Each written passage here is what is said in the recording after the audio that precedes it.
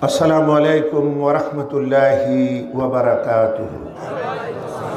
नहमदुहू व नस्तईनुहु व नस्तगफिरुहु व नऊज़ु बिल्लाहि मिन शुरूरि अनफुसिना व मिन सय्यिआति अअमालिना। मन यहदिहिल्लाहु फला मुदिल्ल लहु व मन युद्लिल फला हादिय लहु। ونشهد أن لا إله إلا الله وحده لا شريك له ونشهد أن سيدنا ونبينا وشفينا وحبيب ربنا وطبيب أرواحنا وقلوبنا محمدا عبد الله ورسوله الذي أرسله بالحق بشيرا ونذيرا وداعيا إلى الله بإذنه وسراجا منيرا. فقد قال الله تعالى في كلامه المزيد وفرقانه الحميد. আপনারা আমার সঙ্গে পড়ুন। আউযু বিল্লাহি মিনাশ শাইতানির রাজিম।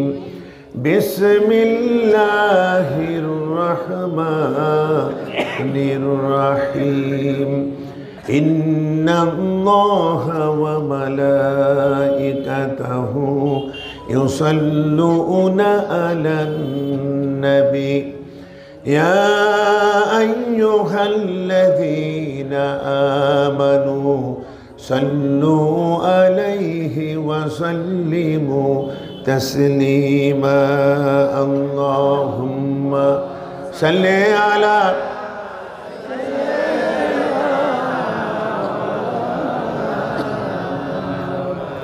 وعلى آل سيدنا.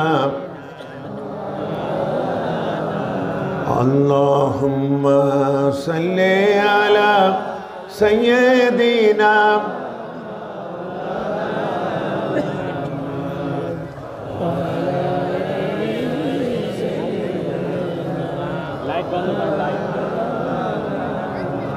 بلغ العلا بكماله كشف الدجى بجماله حسنت جميع خصاله صلوا.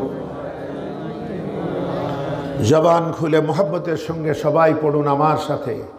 বালাগাল উলা বিকামালিহি কাশাফাত দুজা বিজামালিহি হাসনাত জামিউ খিসালিহি সাল্লু আলাইহি ওয়া আলিহি। পিরোজপুর জেলার মঠবাড়িয়ার উপজেলার অন্তর্গত জরিপের চর হাবিবুন্নেসা নুরানি নাজেরা হাফেজি কওমি মহিলা মাদ্রাসার ছাত্রীদের দস্তরবন্দি উপলক্ষে দুদিনব্যাপী তাফসিরুল কোরআন মাহফিল 2024-এর আজকের এই সমাপনী দিনে 25শে ডিসেম্বর সম্মানিত সুধীমণ্ডলী, দিনদার ইমানদার মুসলমান ভাইয়েরা, পর্দার আড়ালে আমার সম্মানিতা মায়েরা, বোনেরা, মেয়েরা এবং যাদের নিয়ে আজকের এই অনুষ্ঠান, সেই কওমি মহিলা মাদ্রাসার স্নেহাস্পদ ছাত্রীরা আর এ প্রজন্মের শিশু কিশোর তরুণেরা, আসসালামু আলাইকুম ওয়া রাহমাতুল্লাহি ওয়া বারাকাতুহু।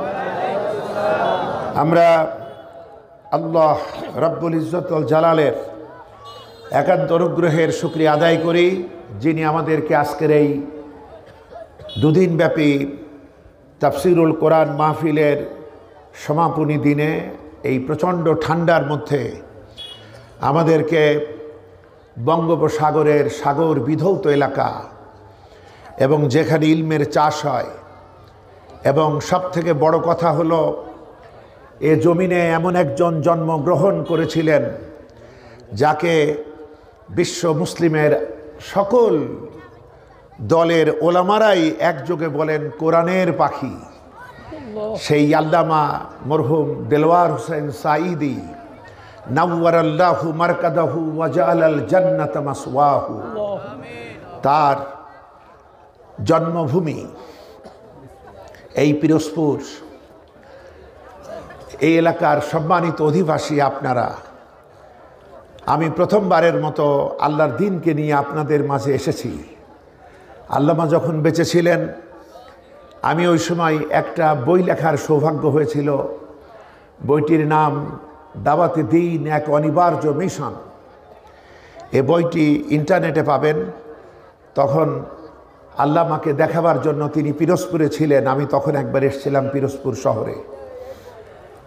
এরপর আজকে তো আল্লাহর দ্বীনকে নিয়েই আপনাদের সঙ্গে আমার মহামিলন, আলহামদুলিল্লাহ। বন্ধুগণ, বড্ড ভালো লাগছে যে আমাদের আইন শৃঙ্খলার জন্য যিনি আমাদের সম্মানিত অভিভাবক, তিনি আমাদের মাঝে উপস্থিত। আমরা বলি আলহামদুলিল্লাহ।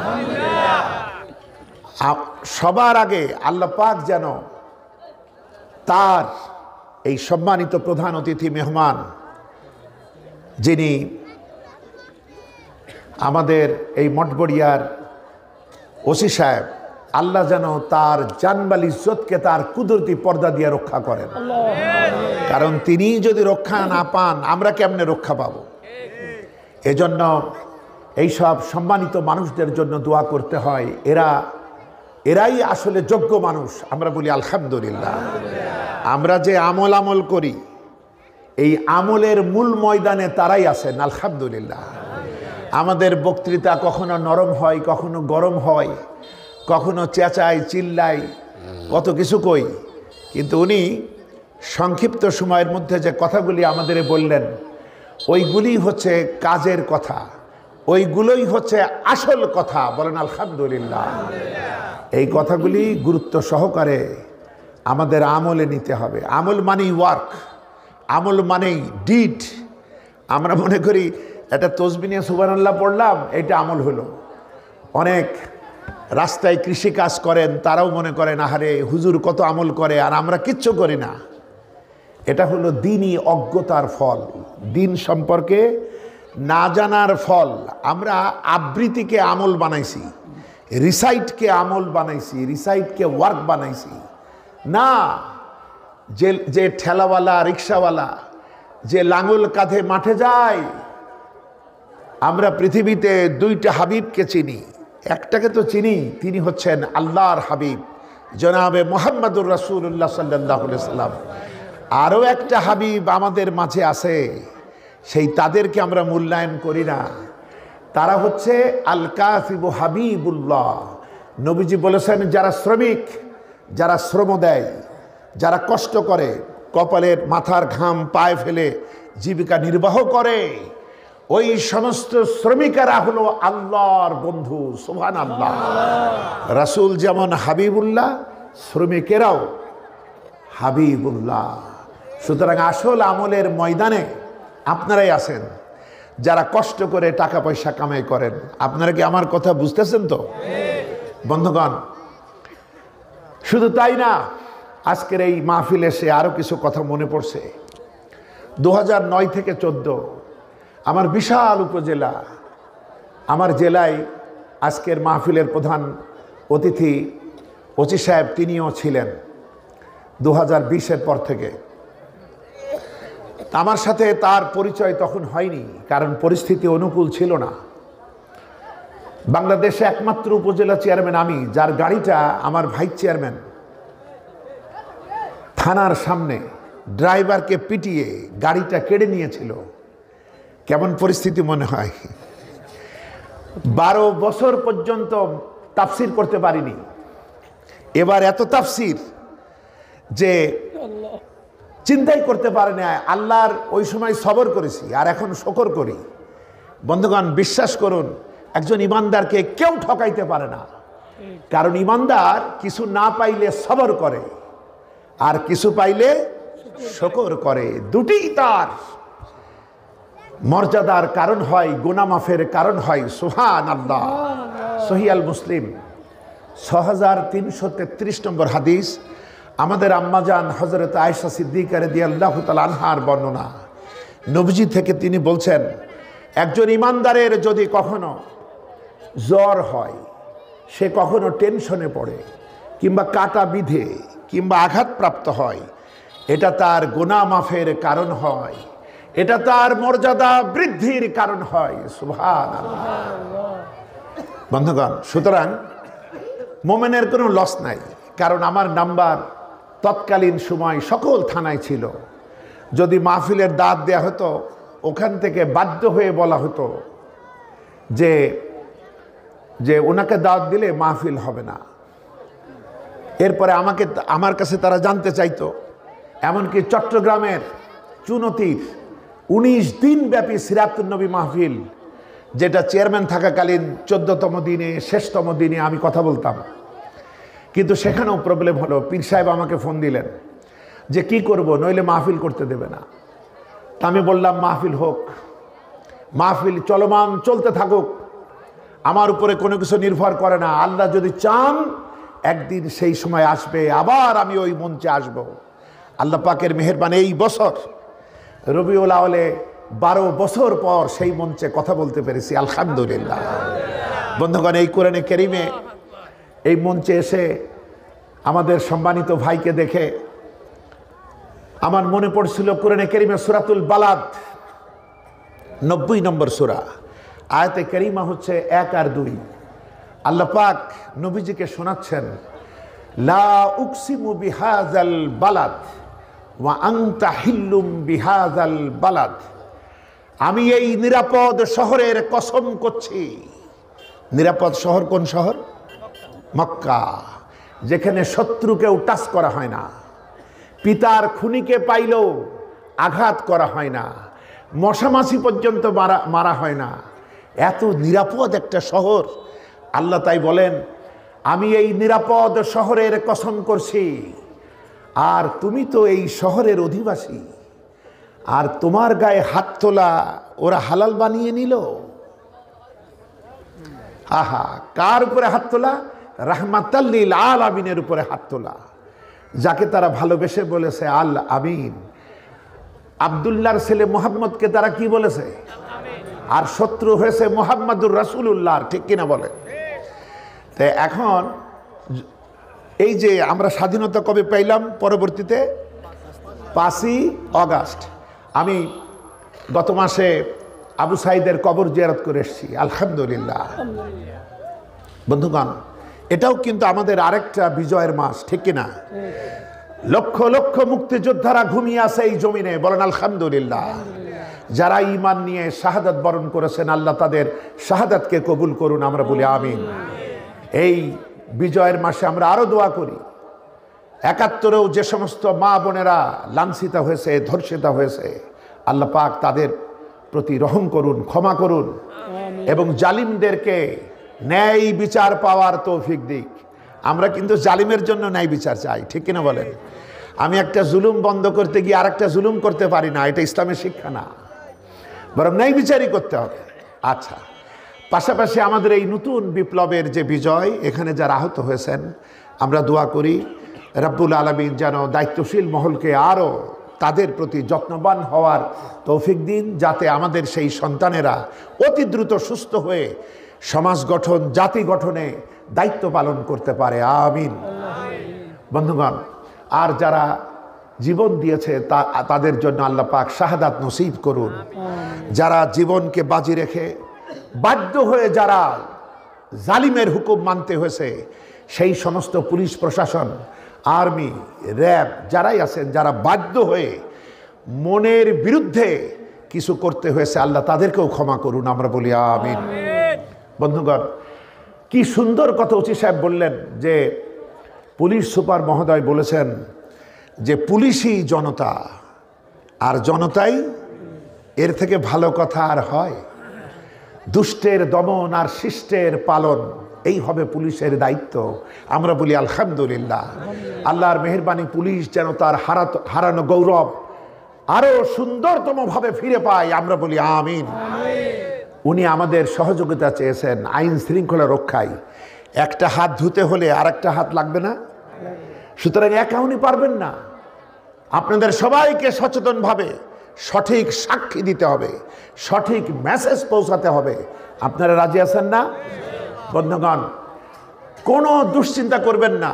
যার আয়াতুল কুরসি মুখস্থ, যার সূরা হাশরের শেষ 3 আয়াত মুখস্থ, এর উপর আমার মসজিদে আপনারা আমার নাম দিয়ে সার্চ দিলে আমার মসজিদের এই খুতবাগুলো পাবেন।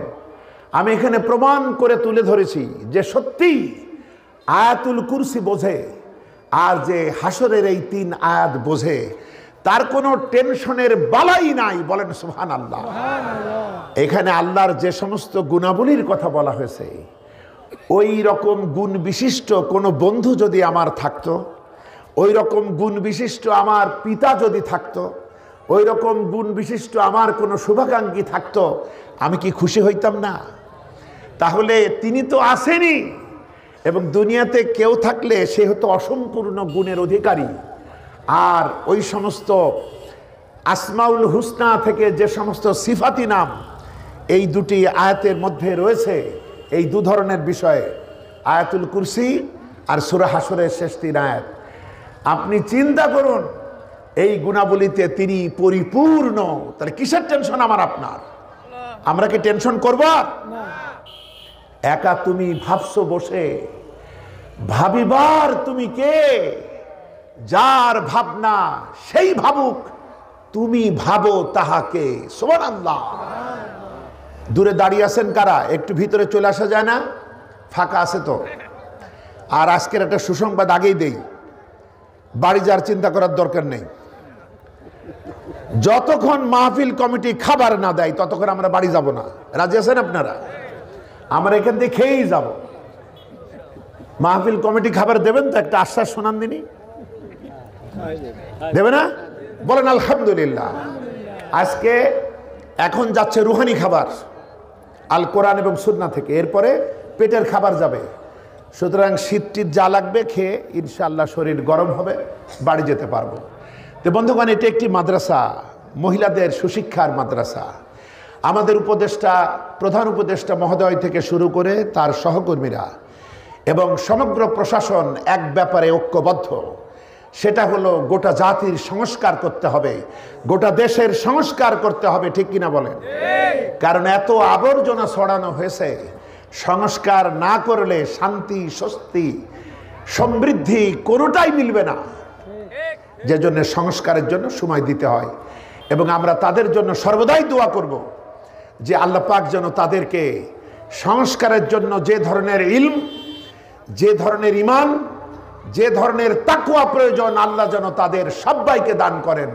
আমিন। বন্ধুগণ, আপনাদের নিয়ে আমি সংক্ষিপ্তভাবেই কথা বলবো, একটু মন দিয়ে শুনবেন। আজকে বেশ কিছু কথা বলতে হবে, তবে সংক্ষিপ্তভাবেই বলবো যাতে কারো ধৈর্যচ্যুতি না ঘটে। আল্লাহ কবুল করুন, আমরা বলি আমিন। প্রথমত, এখানে একটা ইলম চর্চার একটা শিক্ষাঙ্গন আছে। ঠিক কিনা বলেন? এজন্য একটু কথা বলি। সূরা তহা, কোরআনে কারীমের 20 নম্বর সূরা, আয়াতে কারিমা 114। এই আয়াতাংশ আমাদের সবার মুখস্থ ছোটবেলা থেকে। খুশি হয়ে আলহামদুলিল্লাহ বলবেন না? রব্বি জিদনি ইলমা। কার মুখস্থ নাই? সবার মুখস্থ। সুবহানাল্লাহ। রব্বি জিদনি ইলমা, এটা নিয়ে একটু কথা বলি আমরা। কি বলেন আপনারা? হে আমার রব, তুমি আমাদের জ্ঞানটা বাড়িয়ে দাও। বলেন আমিন। আমাদের যে জ্ঞান বাড়াও। আচ্ছা, আল্লাহর কাছে জ্ঞান বাড়াতে চাই কেন? কারণ জ্ঞানের মালিক আর কেউ না, শুধু একজন, তিনি হচ্ছেন আল্লাহ, যিনি আমাদের রব, যিনি রব্বুল আলামিন। আর যত কিতাব দেখেন লাইব্রেরি ভরা, কোনোটাই জ্ঞানের কিতাব না। ওগুলো বুদ্ধির কিতাব, ওগুলো অভিজ্ঞতার কিতাব, ওগুলো গবেষণার কিতাব। কিন্তু আসল ইলমের মৌলিক কিতাব এই একখানি, এটার নাম আল কোরআনুল কারীম। বলেন আলহামদুলিল্লাহ। এটা কার থেকে এসছে? আল্লাহ। এবং তিনি জ্ঞানের একমাত্র মালিক, আর কেউ মালিক না। যে কারণে বান্দা হিসেবে ছোটবেলা থেকেই আমরা বলি রব্বি জিদনি ইলমা, হে আমাদের রব, আমার জ্ঞানটা বাড়াও, আমি কিচ্ছু জানি না, আমি কিচ্ছু জানি না। বন্ধুগণ, যত জানবেন ততই মনে হবে কিছু জানি না। জ্ঞানের বিশাল সাগর, মহাসাগর, কিচ্ছু জানি না। আমাদের এই মাদ্রাসায় আমাদের মেয়েদেরকে লেখাপড়া করানো হয়। নেপোলিয়ান, পৃথিবী কাঁপানো এক মহাবীর, তিনি বলেছিলেন, আমাকে একখানি ভালো মা দাও, তাহলে আমি একখানি ভালো জাতি উপহার দেব। সেই সতী সাধ্বী, সেই পবিত্রা মা তৈরির কারখানা হচ্ছে এই ধরনের মহিলা মাদ্রাসা। বলেন আলহামদুলিল্লাহ। বন্ধুগণ, সবাইকেই শিখতে হবে, ছেলেদেরকেও শিখতে হবে, মেয়েদেরকেও শিখতে হবে। জ্ঞান অর্জন নারী পুরুষ সকলের জন্য নফল, তাই না? কি ফরজ। সুতরাং এই যে বিদ্যালয়, এর প্রতি আমাদের সহানুভূতি থাকতে হবে, আমাদের ভালোবাসা থাকতে হবে, সহযোগিতা থাকতে হবে, দোয়া থাকতে হবে। বন্ধুগণ, একটা মা ভালো হলে সংসার ভালো হয়ে যায়। আর দোয়া আসলে কনফার্ম। এই মঞ্চে যারা আছে, আমাদের দোয়া কবুল হতেও পারে, নাও পারে। হুজুররা অসন্তুষ্ট হবেন না। অনেক হুজুরই দোয়ার সিন্ডিকেট, দোয়ার খলিফা হয়ে বসে আছে যে আমারে ধরো, আমি সিলেটে বক্তব্য দিচ্ছি, একজন আমার হাতে টাকা দিয়ে কয় হুজুর দোয়া করেন, আমি টাকাটা দিয়ে দিলাম। মাহফিল কমিটি কয় হুজুর এটা তো দোয়ার লাইগা আপনারে দিছে। তা আমি বললাম আমি তো দোয়া বেচতে আসিনি। তো পাশে ছিল ওই এলাকার পীর সাহেব। আমি তো তখন অত কিছু জানি না যে আসলে এখানে দোয়া বিক্রি হয়, পীর সাহেব বিক্রি করেন। এই কথা বলার পর আমার আর ওই এলাকায় দাওয়াত হয় না। বন্ধুগণ, সুতরাং বিশ্বাস করুন, আপনার জন্য যার দোয়া সব থেকে ডাইরেক্ট কবুল হবে তিনি আপনার মা এবং তিনি আপনার বাবা। বলেন আলহামদুলিল্লাহ। সুতরাং তাদের সাথে সম্পর্ক ভালো করে তাদের থেকে দোয়া চাইতে হবে। আপনার হুজুরকে আপনি তো ছাগল দিয়ে খুশি করতে পারবেন না, মুরগি দিয়ে খুশি করতে পারবেন না। আর একজন তো একটা হরিণ দিয়েছে, কেমনে খুশি হবে আপনার উপরে? আপনি 500 টাকা দিয়ে হুজুরকে খুশি করতে পারবেন না। আরও একজন ধনাঢ্য ব্যক্তি, সে তাকে 50,000 টাকা দিয়েছে, আপনার উপরে খুশি হবে নাকি? তো খুবই সহজ, কিচ্ছু লাগবে না। মাতা পিতা যাদের আছে তাদের একটু সেবা করেন। এই শীতে শুধু নতুন নতুন পোশাক সন্তানকে যখন কিনে দেন, বুড়া বাপ মাকেও কিনে দেন। আমরা রাজি আছি তো? বুড়ারা জবাব দিবেন না, বুড়াদের আবার বাপ মা কই? আপনারা তরুণরা জবাব দিবেন। বন্ধুগণ, মা বাপকে ভক্তি করুন, এটা 1 নম্বর। তাদের দোয়া কবুল হবে। নবীজি বলেছেন কেমনে কবুল হয়? তীর, ধনুক থেকে তীর নিক্ষেপ করলে, আজকের জামানায় গুলি যদি নিক্ষেপ করেন, যত দ্রুত তার টার্গেটে পৌঁছায় তার থেকেও দ্রুত মা বাপের দোয়া বা বদদোয়া কবুল হয়ে যায়। সুবহানাল্লাহ। বন্ধুগণ, আমাদের সামনে আসছে জানুয়ারি মাস। আমাদের সন্তানেরা নতুন বই পাবে না? নতুন বই পাবে। আমরা চাই আগের মতো এর ভিতরে যেন জাতিকে বিভ্রান্ত করার মতো কোনো কথা না থাকে। বন্ধুগণ, স্বাধীনতার পর আমাদেরকে শেখানো হলো যে তোমরা তো আসলে মানুষ না, তোমরা কি বানর, বানরের সন্তান। এরপরে শিখতে শিখতে এমনই মাতাল হলো আমাদের বুদ্ধিজীবীরা, অবশেষে শিখালো তোমরা যারা শরীফ তারা হলো শরীফা। তো বন্ধুগণ, এইভাবে পাগল বানানোর দরকার নেই। আল্লাহর মেহেরবানি একটা স্থিতিশীল, একটা সুবুদ্ধি সম্পন্ন শাসকের আমাদের ছাত্র আন্দোলনের মাধ্যমে আমরা পাইছি, আলহামদুলিল্লাহ। আমরা চাই আমাদের সন্তানেরা যেন আমাদের পরিচয় বহন করে, অর্থাৎ মুসলিম উম্মার এই যে সন্তানেরা, তারা যেন তাদের ইতিহাস জানে, তারা যেন জানে খোলাফায়ে রাশিদিন কারা, তারা যেন বলতে পারে আশারায়ে মুবাশশারা কারা, তারা যেন বলতে পারে উম্মাহাতুল মুমিনিন কারা, এটা যেন তারা বলতে পারে। তারা যেন বাপ মা মারা যাওয়ার পর তাদের লাশ নিয়ে নিজেই, হুজুর ছাড়া নিজেই যেন জানাজা করাইতে পারে। আবার হুজুরদের ভাগ মারছি না, কিছু কিছু এলাকা আছে, আমার এলাকায়ও আছে, যে কোনো সন্তান যদি বাপের জানাজা পড়াতে চায়, হুজুর অনিচ্ছা সত্ত্বে বলে, আমি তো এই মহল্লার ইমাম, তুমি আবার পড়াবা? আচ্ছা পড়াও। আরে আহাম্মক, তুই তো মসজিদের ইমাম, তাই না? তুমি কি সমাজের ইমাম? এই সমাজের ইমাম এই যে ওসি সাহেব, সমাজের ইমাম উপজেলা চেয়ারম্যান, এমপি, মেম্বার, এরপরে চেয়ারম্যান, ঠিক কিনা বলেন? এক ওসি সাহেব গিয়ে এক পীর সাহেবের কাছে মুরিদ হইতে চাইছিল। পীর সাহেব বলছে, তোমার আর মুরিদ হওয়া লাগবে না, তুমি আমার থেকে, তোমার প্রভাব অনেক বেশি মানবতার উপরে। বলছে, না হুজুর, আপনি আমাকে যা বলবেন সেই অনুযায়ী আমি চলবো, আপনি আমাকে সবক দেন। তো পীর সাহেব খুব বুদ্ধিমান ছিল। পীর সাহেব বলল, ঠিক আছে। তাকে মুরিদ করে বলল, তোমার দায়িত্ব, কালকে ওই পার্শ্ববর্তী গ্রামে যাবা, গিয়ে কয়টা নামাজি আছে আর কয়টা বেনামাজি, এর একটা তালিকা তুমি করে আসবা। তো ওসি সাহেব দেখলে এ তো খুব সহজ কাজ, এটা তো আমি পারি। এবং এরপরে পরের সপ্তাহে রিপোর্ট দিতে হবে পীর সাহেবের কাছে। ওসি সাহেব তার লোকজন নিয়ে গেলেন, আয় গ্রামবাসী এখানে একত্রিত হও, কে কে নামাজ পড়ো নাম বলো। সব তো ভয় কাঁপছে, আল্লাহ কোন মতলবে এসছে ওসি সাহেব, আর কারা কারা বেনামাজি। এবার দেখা যায় সবাই নামাজি। কেউ যদি সাক্ষী দিয়েছে বলে, হুজুর এবারের মতো মাফ করেন স্যার। আচ্ছা, এবার ওসি সাহেব একজন বেনামাজির নামও পাই নাই, সবাই নামাজি। পীর সাহেবের কাছে দিয়েছে, হুজুর সবই তো নামাজি। পীর সাহেব বলছে, ওই গ্রামে 40 বছর ওয়াজ করেছি, নামাজি বানাইতে পারি নাই। তুমি যে আমার আসলে মুরিদ না, তুমি আমার পীর হওয়ার যোগ্যতা রাখো, তার প্রমাণ তোমার একটা পদধূলিতে ওই সমাজ 100 ভাগ নামাজিতে পরিণত হয়েছে। সুবহানাল্লাহ। সুতরাং বন্ধুগণ, দোয়া শুধু এর জন্য করলে হবে না। যারা প্রশাসনিক দায়িত্ব পালন করে, জীবনটা হাতে নিয়ে দায়িত্ব পালন করে।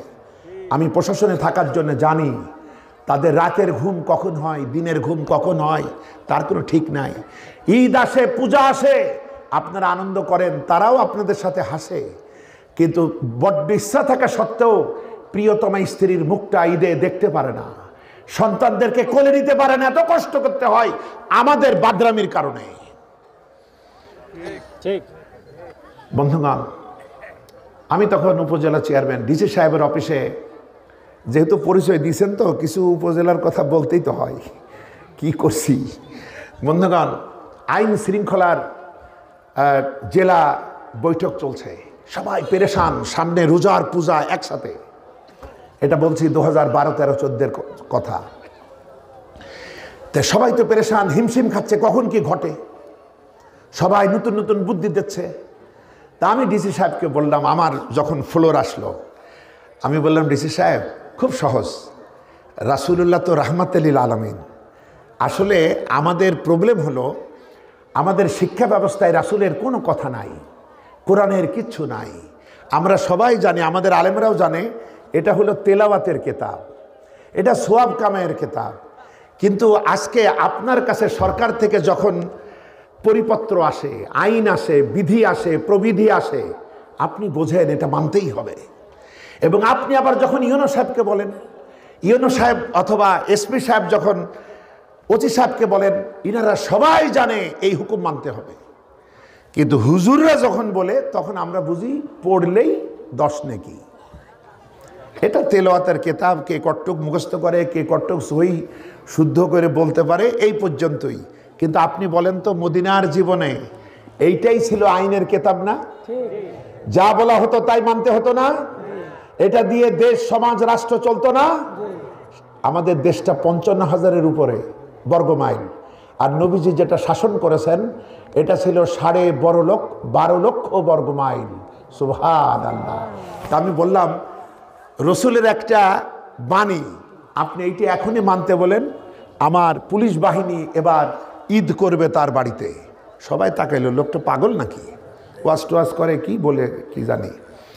তা আমি বললাম, বাণীটা হলো, অন্যায় তো আমরাই করি, আপনি হিসাব করেন, আমরা মসজিদে যত সৎ, নামাজে যত ভালো, নামাজ শেষে সমাজে বের হয়েও যদি মসজিদের চরিত্রটা রাখতে পারতাম, তাহলে মসজিদের মতোই সমাজে শান্তি বিরাজ করতো, ঠিক কিনা? আমি বললাম নবীজি বলেছেন যে কোনো রোজাদারের সাথে কেউ যদি ঝগড়া বাঁধাইতে আসে তবে সে কি ঝগড়া করতে পারবে? তার জন্য একটা কথা বলা জায়েজ, সেটা হলো ইন্নি সাইম। আমার এইটা হুজুররা বলে কোনো কাজ হয় না, কোনো ফায়দা হয় না, কোনো প্রভাব হয় না। আপনি একটা পরিপত্র জারি করেন ইউনো বরাবর, ইউনো সাহেব এবার ওসি সাহেব বরাবর, ওসি সাহেব এবার সকল ফাঁড়িতে সব জায়গায় জানিয়ে দেবে যে এইটা বাধ্যতামূলক করতে হবে এবং এদের মাধ্যমে ইমামদের ট্রেনিং দিতে হবে। শুধু ইমাম দিয়ে ইমামদের ট্রেনিং দিলে হবে না, সকল মসজিদের সব জায়গায় বলা হবে তোমাদের একটাই কাজ, এই পুরা মাস ঝগড়া ঝাঁটি বন্ধ। এবার ঝগড়াই যদি না হয়, বিতর্কই যদি না হয়, মারামারি হবে নাকি? সুযোগই নাই। শুধু একটা কথাই রোজাদাররা বলবে ইন্নি সাইম, আমি রোজাদার। রাহমাতুল লিল আলামিনের এই বিষয়গুলো যদি আমরা বুঝতাম যে শুধু এতটুকু মানার কারণে ঝগড়া হতেই পারবে না, এক হাতে তালি বাজবেই না, কিন্তু এইগুলো তো আমাদের তেলাওয়াতে, এগুলো তো আর মানার জিনিস আমরা মনে করি না। বন্ধুগণ, এটা মানতে হবে। ইসলামকে আমরা বুঝি নাই, রাসূলকে চিনি নাই, আল্লাহকেও চিনি নাই, শুধু আমরা বাগাড়ম্বর করি যে আমরা আর বাবা। বন্ধুগণ, একটু হুঁশে আসতে হবে। কিছুই না, ইফটিজিং নিয়ে যে যন্ত্রণা মেয়ের বাপ মা বোঝে, ঠিক কিনা বলেন? আর প্রশাসন বোঝে যে প্রায় যে সমস্ত অভিযোগ হয় তখন ওদেরকে পাকড়াও করাও কত কঠিন, কত সমস্যায় তাদের পড়তে হয়। আচ্ছা, বিষয় হলো এটার সমাধানও আমি আমার জেলায় বলেছিলাম, কিছুই না। কি করবেন? খুব সহজ। একটা স্কুল ড্রেস আছে না, এই ড্রেসটা শুধু শালীন বানান, শালীন ড্রেসগুলা তো দেয়া হয়, একটা শালীন ড্রেস হোক, যাতে তাকে মানুষ মনে হয়, যে মেয়েরা যাবে মানুষ মনে হয়, কোনো উস্কানিমূলক কোনো কিছু ড্রেস থেকে আসবে না। কারণ পুরুষ যেটা করে এটা হলো প্রতিক্রিয়া, নারী থেকে যেটা আসে এটা ক্রিয়া। আমার কথা বুঝতে পেরেছেন? এটা ক্রিয়া।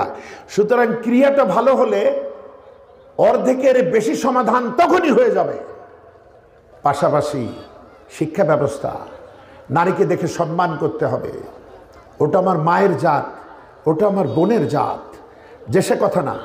আর শিক্ষা ব্যবস্থাকে একটু শর্ট করতে হবে, মৌলিক কথা, হাবিজাবি কথা রাখা যাবে না, যাতে উপযুক্ত বিবাহের বয়সে তরুণদের বিবাহ হয়। তাহলে আর এতিমের মতো গার্লস স্কুলের সামনে ভিক্ষার ঝুলি নিয়ে দাঁড়াবে না যে একটু ভালোবাসা দাও। বন্ধুবান, ভালোবাসা চায় পাওয়া যায় নাকি? ভালোবাসা এভাবে পাওয়া যায় না। সামনে আসছে ফেব্রুয়ারি মাস, জানুয়ারির পর ভালোবাসার এক মাস আমাদের বুদ্ধিজীবীরা দিয়েছে। বন্ধুগণ, বিশ্বাস করুন, অমুক প্লাস অমুক এটা লেখে প্লাস হয় না, এটা মাইনাস হয়ে যায়। বরং তুমি বকাটে তুমি ইফটিজিং করছো, এটা অনেকে জেনে ফেলেছে। ওই মেয়ের বিয়ে যখন অন্য কোনো এলাকার রাজপুত্রের সাথে হবে, গ্রামবাসী সবাই দাওয়াত পাবে, তুমি কেবল পাবা না, কারণ তুমি ছিলে বকেটে। আপনারা বোঝেন না কথা? সুতরাং এগুলো নিয়ম না। আমি আজকে বলে দেবো, যুবকেরা, তুমি যারে চাও তারে কিভাবে পাবা, সে ফর্মুলাটাও দেব।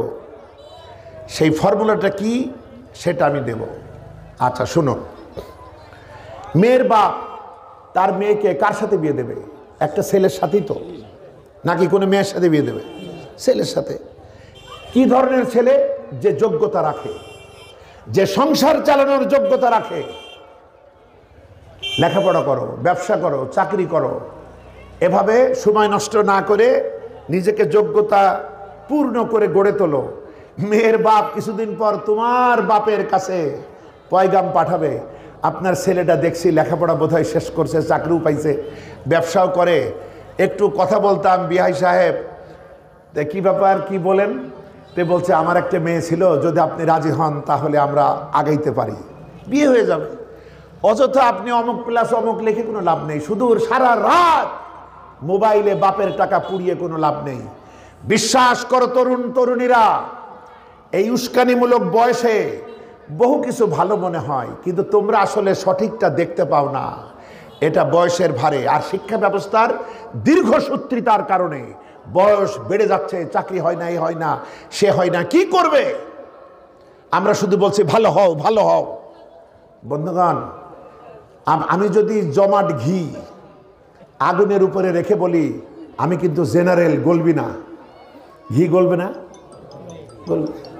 আমি যদি দুধের স্বর এনে রাখছি আর বিড়ালকে ওয়াজ করি যে বিড়াল এটা অমক ইমাম সাহেব বা মৌলবী সাহেবের দুধ, খবরদার মুখ দিবি না, বিড়াল দেখবে বেটা সর, তুই সরলি দেখ কি করি। এবার যেই না আপনি সরবেন ও দুধ আরামসে খায়ে জিব্বা পুষে বলবে আলহামদুলিল্লাহ, আর মৌলানা সাহেব পড়বে ইন্না লিল্লাহ। বন্ধুগণ, ভালো করে শুনুন, আমি প্রেমের একটা বাস্তব দৃশ্য আপনাদের বলে যাই। আল্লাহ যদি তৌফিক দেন, আগামী মাসেও মাহফিল আছে এই এলাকায়, কথা হচ্ছে। আপনাদের এই যে সাউন্ড সিস্টেম যিনি দিয়েছেন, তাহলে আবার দেখা হতে পারে ইনশাআল্লাহ। একটু আগাম বলে যাই, বলা তো যায় না, আল্লাহই সব জানেন, তখন হয়তো বলার সুযোগ পাবো কি পাবো না, মনে থাকবে কি না জানি না, আজকে বলে যাই। ওই রকম এক 14ই ফেব্রুয়ারি দুই বোকা শোকা, চালাক, বোকা আবার চালাক। কারণ মোমবাতির মাথায় আগুন দিলে আলো হয়, কিন্তু যদি এমন একটা মোমবাতি কিনলাম মাথায়ও আগুন দিলাম পাছায়ও আগুন দিলাম, তাহলে কি হবে, সর্বনাশ। তো এরা প্রেমে পড়ছে। তো লোকেরা খুব আনন্দে আছে, দুপুরবেলা গ্রামের এলাকা, বাপ মা ভাই বোন যারা সবাই কাজে, বাপেরা মাঠে, বড় ভাইয়েরা মাঠে। এই সুযোগে ভার্সিটি পড়ুয়া দুই ছেলে মেয়ে হাঁটতে হাঁটতে ওই গ্রামের একটা বড় বট গাছের নিচে বসছে। এরা বসার আগে আরেকজন গাছের মুখ ডালে বসা, এরা জানে না কে বসা। ওই লোকটার গরু হারায় গেছে। তো লোকটা চিন্তা করলো বাড়ি বাড়ি গিয়ে গরু খোঁজার চাইতে যদি আমি গাছের উপরের ডালে বসে চারিদিকে তাকাই, সবই তো একতলা বাড়ি আগে ছিল গ্রামের, তাহলে সহজেই আমি গরু খুঁজে পাবো। ও নেক নিয়েতেই ওই বট গাছের উপরে বসা, এরা জানে না এরা বসেছে। বসে ছেলেটা মেয়েটাকে পাম দিচ্ছে, তেল মারছে, কি বলছে, প্রিয়তমা, ডার্লিং। ও তাকিয়ে আছে, বলছে তুমি কি জানো তোমাকে কত ভালোবাসি? সে তাকায় আছে, বলছে আমি তোমার চোখ পানে তাকালে পৃথিবীর সব দেখতে পাই। ও কিন্তু বিশ্বাস করছে এই মিথ্যা কথা, এই কথা কিন্তু বিশ্বাস করছে। মনে রাখুন, এই পৃথিবীতে সবচেয়ে মিথ্যুক হলো প্রেমিক আর প্রেমিকা। আপনারা যৌবনকালে যাদেরকে বলেছিলেন যে দেখো তোমার ছাড়া আমি বাঁচবই না, এখনো বেঁচে আছেন না? তাহলে স্বাস্থ্য ভালো হয়েছে, পেটটাও মোটা হয়েছে, অথচ তখন বলছিলেন যে তোমাকে ছাড়া বাঁচবো না, কিন্তু এখন তার ছাড়াই বেঁচে আছে। এর জন্য প্রেমিক প্রেমিকার হয় সবচেয়ে মিথ্যাবাদী আর বোকাও এগুলো বিশ্বাস করে। এখন এ যখন বলছে তোমার চোখ পানে তাকালে আমি সব দেখতে পাই, গরুওয়ালাও শুনছে। গরুওয়ালা এই কথা শুনেছে, শুনে তাড়াতাড়ি নেমে এসে বলছে ভাই ওর চোখ পানে তাকিয়ে দেখতো আমার গরুটা কোথায়। বন্ধুগণ, প্রেমিকেরা হয় অতিরিক্ত কল্পনা বিলাসী, তাই কল্পনার স্রোতে ভাসতে ভাসতে একসময় ভয়াবহ বাস্তবতার প্রচণ্ড ধাক্কায় টাইটানিকের মতো চূর্ণ বিচূর্ণ হয়ে যায়। সুতরাং এই সময়টা লেখাপড়া করার, এটাকে কাজে লাগাইতে হবে। বন্ধুগণ, এটা যে সে কিতাব না, এটা বিধানের দিক থেকে পরিপূর্ণ। যত কথা বলতে পারেন সব এখানে আছে। মানব জীবনে যা প্রয়োজন এখানে আছে না? আজকে আমরা আলেমেরাও লেখাপড়া করি পাশ করার জন্য, মসজিদের ইমামতি করার জন্য, মাদ্রাসার শিক্ষক হওয়ার জন্য, জানাজার ইমাম হওয়ার জন্য, বিয়ের কাজী হওয়ার জন্য। কিন্তু এই ময়দানে আল্লাহ আমাকে পাঠিয়েছেন খেলাফতের দায়িত্ব পালনের জন্য, ঠিক কিনা বলেন? আমরা সিলেবাস বানাইছি, এখনো ব্রিটিশ প্রবর্তিত সিলেবাস থেকে আমরা মুক্তি পাইনি। এখনো যে সিলেবাস মাদ্রাসা লেভেলে আছে, সেই লেখাপড়া শেষ করলে আপনি শিক্ষক হতে পারবেন, ইমাম হতে পারবেন, কিন্তু গোটা রাষ্ট্রের নেতা হইতে পারবেন না। যার কারণে নেতৃত্বের আকাল আজকে মুসলিম উম্মার ভিতরে। সারা জীবন যাকে সুদখোর সুদখোর বলে গাল দিলাম, এখন সেই আমাদের নেতা, ঠিক কিনা বলেন? কারণ আমরা তো ওটা হতে পারিনি। বন্ধুগণ, আমরা দোয়া করি আল্লাহ পাক যেহেতু তাকে দিয়েছেন, তাকে আল্লাহ পাক ঈমান ও তাকওয়া বকশিশ করুন, আমরা বলি আমিন। তার কারণ হলো ব্রিটিশ যে সিলেবাস করে দিয়েছে তাতে অনেক সূরা, অনেক বিষয় নেই। শুধুমাত্র দোয়া তাবিজ যেসব কথা এর আগেও বলা হয়েছে এইগুলাই আমাদের ভিতরে আছে। আর যেগুলো আমরা পড়ি এর অনেকটাই আমরা বুঝি না, দোয়া রাখবেন, এর অনেকটাই আমরা বুঝি না, যার কারণে সমস্যা আমাদের থেকেই গেল। এরপরও আমরা এক একজন টাইটেল পাস, ফাজেল পাস, কামেল পাস, আমরা অবশ্যই তাদেরকে সম্মান করব, কোনো সন্দেহ নাই। কিন্তু এটা তাদের দোষ না, দোষটা হলো যারা শিক্ষা ব্যবস্থা চালান তারা এখনো এইগুলোকে করেননি। আসলে সিলেবাস হতে হবে সমগ্র কোরআন, সিলেবাস হতে হবে কতটুকু, এটাকে বাছাই করা। 6 দফা, 8 দফা, 10 দফা, 32 দফা এগুলো করার সুযোগ নাই। এর সবটুকু আমলের কিতাব, বলেন আলহামদুলিল্লাহ। আমি যে আয়াতটা আপনাদের সাথে নিয়ে বললাম বা পড়লাম, সেই আয়াতটা কত নম্বর আয়াত? সূরা তহা 20 নম্বর সূরা, আয়াত হলো 114 নম্বর। জ্ঞানের উপরে এই আয়াতটি সূরা তহার কত নম্বর আয়াত? 114। এই কোরআনে সূরা আছে কটা? 114। অর্থাৎ এটা ইলমের কিতাব। ওই 114টা সূরা বুঝার জন্য কার সাহায্য চাইতে হবে? রব্বি জিদনি ইলমা। আমার ভাইরা, আমার মা বোনেরা, যারা লেখাপড়া শেষ করেছেন, সার্টিফিকেট পেয়েছেন, তারা আবার পড়া শুরু করুন। পড়তেই থাকুন, জানতেই থাকুন, বুঝতে থাকুন, পড়ার কোনো শেষ হতে পারে না। আল্লামা শেখ সাদি রহমতুল্লাহ আলাইহি 120 বছর বেঁচে ছিলেন। তার জীবনে রয়েছে 4খানা 30 বছর। প্রথম 30 বছর তিনি লেখাপড়া করলেন, পরের 30 বছর তিনি পরিশ্রম করলেন, এর পরের 30 বছর তিনি বিশ্ব পরিভ্রমণ করলেন। এই 90 বছরের বিশাল প্রজ্ঞা অভিজ্ঞতার ধারক বাহক হয়ে শেষ 30 বছরে তিনি 2খানি কিতাব রচনা করলেন। একটির নাম হচ্ছে গুলিস্তা, আরেকটির নাম হচ্ছে বস্তা। এর ভিতরে অসংখ্য দামি দামি কথা, ছোট ছোট পংক্তিমালা এর ভিতরে। কিন্তু তিনি সব শেষে গিয়ে যেই কথাটি বললেন সেটা হলো 120 বছর বয়সে গিয়ে তিনি যেটা বললেন সেটা হলো, সারা জীবন ধরিয়া বুঝিলাম ইহাই যে কিছুই বুঝিলাম না। সুবহানাল্লাহ, কিছুই বুঝলাম না।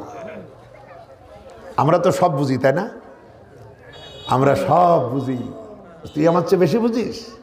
কিরকম ঝগড়া করতে গেলে মানুষে কয়। বন্ধুগণ, যদি আপনি জানেন তাহলে আপনি বুঝবেন আমি কিচ্ছু জানি না। আর না জানলেই মনে হবে সব জানি। যে গাছের ডালে ফল বেশি হয় ওই ডালটা খাড়া হয়ে থাকে না নুয়ে পড়ে? ফলের ভারে নুয়ে পড়ে। যখন আপনার আমার জ্ঞান বাড়বে, আমাদের ভিতরে বিনয় তৈরি হবে। সুবহানাল্লাহ। আর জ্ঞান না থাকলে বিয়াদবের মতো খাড়া হয়ে থাকবে। একবার এক মসজিদে একজনের ওযু হচ্ছিল না। এই দেখে এক হুজুর বলছে, তুমি কি জানো হুজুর ফরজ কটা? সে বলছে, কি বলেন হুজুর, হুজুর ফরজ জানবে না কেন? তে কয়টা? বলছে 17 ফরজ। হুজুর অবাক হয়ে বলছে, 17 ফরজ? আচ্ছা বলো তো কি? এবার সে বলছে, হাত ধোয়া, পা ধোয়া, নাক ধোয়া, চুল ধোয়া, জিহ্বা ধোয়া, নখ ধোয়া, এভাবে এক এক করে বলছে। হুজুর গনছে, গুনি দেখে 19টা বলে ফেলেছে। এবার বলছে, আচ্ছা তুমি বললে 17টা, এরপরে বলতে গিয়ে 19টা বললে, এর কারণ কি? বলছে, হুজুর জানি আরো, বলি না আপনাদের ভয়েতে। জানলেই এজন্য শূন্য কলসি বাজে বেশি। আল্লামা সাইদিকে যখন পিরোজপুর ফোরাম ঢাকাতে সম্বর্ধনা দিল, আমি তখন ছাত্র। তা আমি তো যাবই, আমি পিরোজপুরের কেউ না, কিন্তু আমার যাইতেই হবে, কারণ ওই একটা মানুষ তো আমার। ওই দিন আমার জ্বর ছিল গায়ে 103। এই জ্বর নিয়েই আমি দেখতে গেলাম কিভাবে উনি সম্বর্ধনা নেন আর পিরোজপুরবাসী কিভাবে সম্বর্ধনা দেয়, এজন্য গিয়েছিলাম। বন্ধুগণ, আপনাদের খাবারের কথা মনে পড়ছে নাকি? আমিও না খেয়ে এসেছি, আমি খাইনি, কিন্তু আমিও চিন্তা করেছি যাতে আপনাদের খাবারের পরই আমি খাবো। শক্ত হয়ে আসি ইনশাআল্লাহ। আর যে গাড়িতে এসছে এত ঝাঁকি, বাপের নাম ভুল হয়ে যাচ্ছিল। লোকেরা এত প্রশংসা করে, আর এত বড় বজ্রকণ্ঠ আল্লামা সাঈদী, মাথা নিচু হতে হতে লজ্জায়, এত নিচু মাথা তার আমি কোনোদিন দেখিনি, লজ্জায় সে প্রশংসার শেষ নেই। যত প্রশংসা আপনারাই বলেন, জীবিত অবস্থায় কোনো মানুষ, আমাদের মহানবী বাদে জীবিত অবস্থায় কোনো মানুষ এতখানি ভালোবাসা পাইছে জগতে? আবার মরণেও এত ভালোবাসা আর কেউ পাইছে? আহারে, আপনাদের সুখরঞ্জন বালি, এই অমুসলিম ভাইটি আমাদের ওই সমস্ত তসবিওয়ালা, পট্টিওয়ালা, হেজাবওয়ালা নির্বাচনের সময় ওদের লক্ষ লক্ষ নামধারী মুসলমানের চাইতেও এই অমুসলমান সুখরঞ্জন বালি উত্তম, ঠিক কিনা বলে? সে বারবার দাঁড়িয়ে বলছিল আল্লামা সাঈদী নির্দোষ। বন্ধুগণ, কপাল পোড়া আদমশুমারির মুসলমান আমরা, চিনলাম না এই নিয়ামতকে। এবার তার বক্তব্যের পালা। তিনি বললেন, এখানে যত কিছু বলা হয়েছে আমি এর কোনো যোগ্যতা রাখি না। আমি আসলে একখানি ঢোলের মতো, যখন এখানে বাড়ি দেওয়া হয় দূর থেকে আওয়াজ ভাসে, লোকেরা মনে করে কি না এর ভিতরে আছে, কিন্তু ঢোলটা ফাটালে দেখা যাবে শূন্য। আমিও ওই রকম শূন্য এক ব্যক্তিত্ব, শুধুমাত্র আল্লাহর রহমতের উপরে ভাসি। আর আমার এই মাতৃভূমি, আমার এই জন্মভূমির সীমান্তে দাঁড়িয়ে কুত্তার মতো ইসলামের দুশ্মনদের বিরুদ্ধে আমি ঘেউ ঘেউ করি মাত্র। কথা বুঝতে পেরেছেন? আমি পাহারাদারের দায়িত্ব পালন করে এর বেশি যোগ্যতা আমার নাই। আপনারা আমার জন্য দোয়া করুন, আমি যাতে আমার এই দায়িত্ব জনগণ যেটা দিয়েছে, আমার অবহেলিত পিরোজপুরবাসী, তা যেন আমি দায়িত্ব পালন করতে পারি। এই কথা তিনি বলতেন, কত বিনয় বিনম্রতা তার। আরেকটা ঘটনা শোনাবো। আপনারা আমার ইউটিউবে ঢুকলে আল্লামার সাথে আমার টেলিফোন পাবেন। তিনি কিভাবে আমারে চিনতেন। আমার জীবনে প্রথম সিলেট সফর তার সাথে, 90-এর দশক, 90-এর দশকে প্রথম সিলেট সফর তার সাথে। তা আমি যখন মঞ্চে উঠলাম হুজুরের সাথে, সিলেটের কোটি কোটি কত টাকার মালিক, সব তো লন্ডন ডাইরেক্ট, ওদের মাটির দামও লন্ডনের মতো। তো ওরা মনে করছে আমি হুজুরের ছেলে।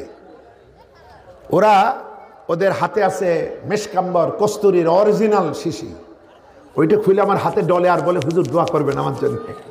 তা আমি বললাম, আমি হেন নিস মাটি, ওই ফুলের সৌরভে থাকিয়া হইন খাটি। আমি কিচ্ছু না, আমি আসলে মাটি। কিন্তু আমার বুকের উপরে যে গোলাপ বাগানটা ছিল, ওখান থেকে গোলাপের পাপড়ি পড়ছিল, ওর পরশে আমি মাটি, এখান থেকেও সুবাস আসে। সুবহানাল্লাহ।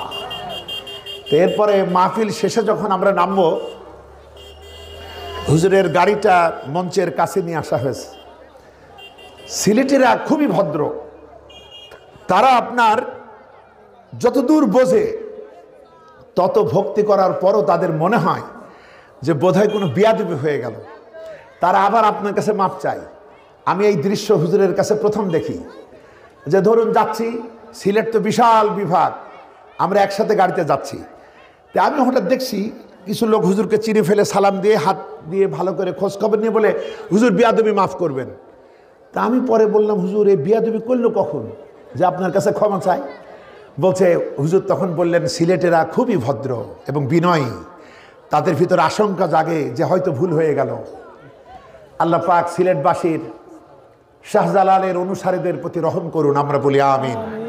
ওখানে এখন দুই ধরনের লোক আছে, গৌর গোবিন্দের অনুসারীরাও সব মরে নাই, ওগুলোও আছে, আবার শাহজালালের অনুসারীরাও আছে। এই জন্য দোয়াটা একটু ভাগ করে করলাম। বাকিগুলারে আল্লাহ পাক চাইলে হেদায়েত নসিব করুন, আমরা বলি আমিন। তো এখন সিলেটিরা করে কি, আপনার সাথে হাত মিলালে টাকা দেবে, ওদের সবার হাতে টাকা। আমি দেখছি কি ব্যাপার, হুজুর তো কিছু বেচবেও না, আমিও কিছু বেচবো না, তো টাকা কেন? তারপরে হুজুর বললেন, আমি তো আসলে খুব ক্লান্ত, আজকে আমি হাত মিলানোর মতো অবসর পাবো না, আমি আপনাদের সবার জন্য দোয়া করছি, আপনাদের সালাম দিচ্ছি। এই বলে হুজুর তাদেরকে সালাম দিলেন। আর আপনারা একটু আমাকে যাইতে দেন। এরপরে ভলেন্টিয়াররা আমাদের দুজনকে নিয়ে গাড়িতে তুললো, গাড়ি চলতে শুরু করলো। হুজুরের দিককার গ্লাসটা 1 ইঞ্চি ফাঁক, এক লোক চলন্ত গাড়ির সাথে দৌড়াচ্ছে, এর ভিতরে হাত ঢুকিয়ে আর চিৎকার দিয়ে বলছে, হুজুর আপনার সঙ্গে একটু হাত মিলাতে আমি সুদূর লন্ডন থেকে এসেছি। আমি শুনে কেঁপে উঠলাম, আল্লাহ ই কি! তা আমি হুজুরকে ইশারা দিলাম, হুজুর তাড়াতাড়ি জানলাটা খুলে তার হাত ধরলেন। এরপরে হাত তো ছাড়তেই হবে, গাড়ি তো চলছে দ্রুত, লোক তো অ্যাক্সিডেন্ট করবে, সে তো ছাড়বে না। এরপরে ছাড়তে হলো, কিন্তু ওই গ্লাসে লেগে ওর হাতের ঘড়িটা হুজুরের কোলের উপরে পড়লো। তার মানে আমরা আটকেই থাকলাম, কি প্রবলেম? কিন্তু এখানে দাঁড়ানো যাবে না এখন আর। নিরাপত্তার প্রশ্ন, শৃঙ্খলার প্রশ্ন, ভলেন্টিয়াররা সামনে, যারা গার্ড তারা সামনে পিছনে আছে। এরপরে হুজুর বললেন, ঠিক আছে, এরপরে আমি এদেরকে দিয়ে মানে মাহফিলে ঘোষণা দিয়ে দেওয়া হবে যাতে সে তার ঘড়িটা পায়। তা আমি তখন বলছি যে, হুজুর আপনি কে মানুষ এত ভালোবাসে, এ তো আমি শুনিও নাই, চোখেও দেখি নাই। তখন হুজুর আমার পানে তাকিয়ে বলছে যে, তুমি আর কতটুকু দেখছো, আসলেই তুমি ভাবতে পারবা না। তবে আমি এতটুকু চাই যে মানুষের এত দোয়া, এত ভালোবাসা, এত আবেগ, এগুলোর বিনিময়েও যদি আল্লাহ কিয়ামতের দিন আমাকে বলে, সাইদি তোরে মাফ করে দিলাম, তবে এটাই আমার জন্য যথেষ্ট হবে। এই বলে তিনি কেঁদে ফেললেন, তার চোখে পানি চিকচিক করে উঠল। আমি বললাম, এত অবদান, এত কিছু, এত জেহাদ, এত বলিষ্ঠতা, এত বিপ্লব, এত ত্যাগ তিতিক্ষা, এরপরও যদি আল্লাহ আপনারে মাফ না করে তাহলে আমরা কেমনে জান্নাতে যাব? তিনি বললেন, আমি তোমাদের কথা বলতে পারবো না, আমি আমার কথা বলি, যে আসলে আমি এতটুকু চাই, আল্লাহ যেন আমারে মাফ করে দেন, এর বেশি আমি আর কিছু চাই না। আমি তখন বললাম, আপনি চিন্তিত হয়েন না, হয়তো দেখা যাবে আমরা যারা পাগল আছি জান্নাতে যদি যাইতে পারি, তবে জান্নাতে গিয়ে আল্লাহকে বলবো, আল্লাহ বহুদিন সাইদি সাহেবের ওয়াজ শুনি নাই, আজকে জান্নাতে একটা মাহফিল করে আমাদের উনার ওয়াজ শোনার ব্যবস্থা করা হোক। উনি আমার পানে তাকিয়ে অবাক হয়ে তাকিয়ে রইলেন। আর এই সময় গাড়িটা পৌঁছে গেল, আমাদের আলোচনা আর এগুলো না। তো বন্ধুগণ, আমি এই পূর্ণিমার চাঁদটাকে, এই প্রখর সূর্যটাকে বড্ড কাছে থেকে দেখছি। আলহামদুলিল্লাহ, আলহামদুলিল্লাহ। আজকে নানা অনুভূতি খেলা করছে দিলের মধ্যে, তার এলাকায় আসছি, এটা হওয়া স্বাভাবিক। তো বন্ধুগণ, এর জন্য বললাম, ইলম যদি হয় আমাদের ভিতরে হবে বিনয়, বিনম্রতা, কোনো রকমের অহংকার আমাদের ভিতরে থাকবে না। আজকে দুর্ভাগ্য, একজন আলেম আরেকজন আলেমকে দেখতে পারে না, পছন্দ করে না, ফতোয়াবাজি করে, কাফের ফতোয়া দেয়, ঠিক কিনা বলেন? উম্মাহ কিন্তু এক, এরা সব তাকিয়ে আছে এই মঞ্চের দিকে, যে এই মঞ্চে যারা বসেন সারা দেশে, তারা যেন কালেমার ভিত্তিতে এক হয়, তাহলে সামনে আরেকটি বিপ্লব অনুষ্ঠিত হবে। সেই বিপ্লব হলো ইসলামের বিপ্লব। বলেন আলহামদুলিল্লাহ। ইনাদের এক হতে হবে, এটা সবাই চায়। বন্ধুগণ, একজন আল্লাহওয়ালা লোক দেখলেন যে ইবলিস যায় 3টে টুপলা নিয়ে বাজারে। কয়টা টুপলা? আপনারা টুপলা বোঝেন নাকি? মানে 3টে ব্যাগ নিয়ে যাচ্ছে। তিনি বলছেন, এই কই যাও? বলে বাজারে। কি করতে? বেচতে। কি বেচবা? বলে এই যে। তো ওর ভিতর কি? বলছে একটা পোটলাই অথবা একটা ব্যাগে আছে যুদ্ধ, আরেকটায় আছে কৃপণতা, আরেকটায় আছে হিংসা। বলছে এগুলো আবার কিনবে কে? বলছে আছে আছে, গেলেই বিক্রি হয়ে যাবে। তো বলছে আমাকে একটু বলো না কার কাছে বিক্রি করবা? ইবলিস বলছে যুদ্ধটা, যুদ্ধ বিগ্রহ, এটা বেচবো রাজাদের কাছে, ক্ষমতায় যারা আছে তাদের কাছে। কৃপণতা বেচবো ধনীদের কাছে, আর হিংসার পোটলাটা বেচবো আলেমদের কাছে। আমরা বুঝতে পারছি এই 3টে বিক্রি হয়ে গিয়েছে। বিক্রি হয় নাই? বন্ধুরা সাবধান। 4823 নম্বর হাদিস আবু দাউদের। হিংসা করো না, বিদ্বেষ দেখিও না। যদি হিংসা না ছাড়ো, শুকনা কাঠে আগুন দিলে যেভাবে ছাইভস্য হয়, তোমার সারা জীবনের অর্জিত আমল ওইভাবেই ছাইভস্য হবে। সুতরাং হিংসা বুকে নিয়ে কোনো আমল করা যাবে না, কোনো লাভ নাই।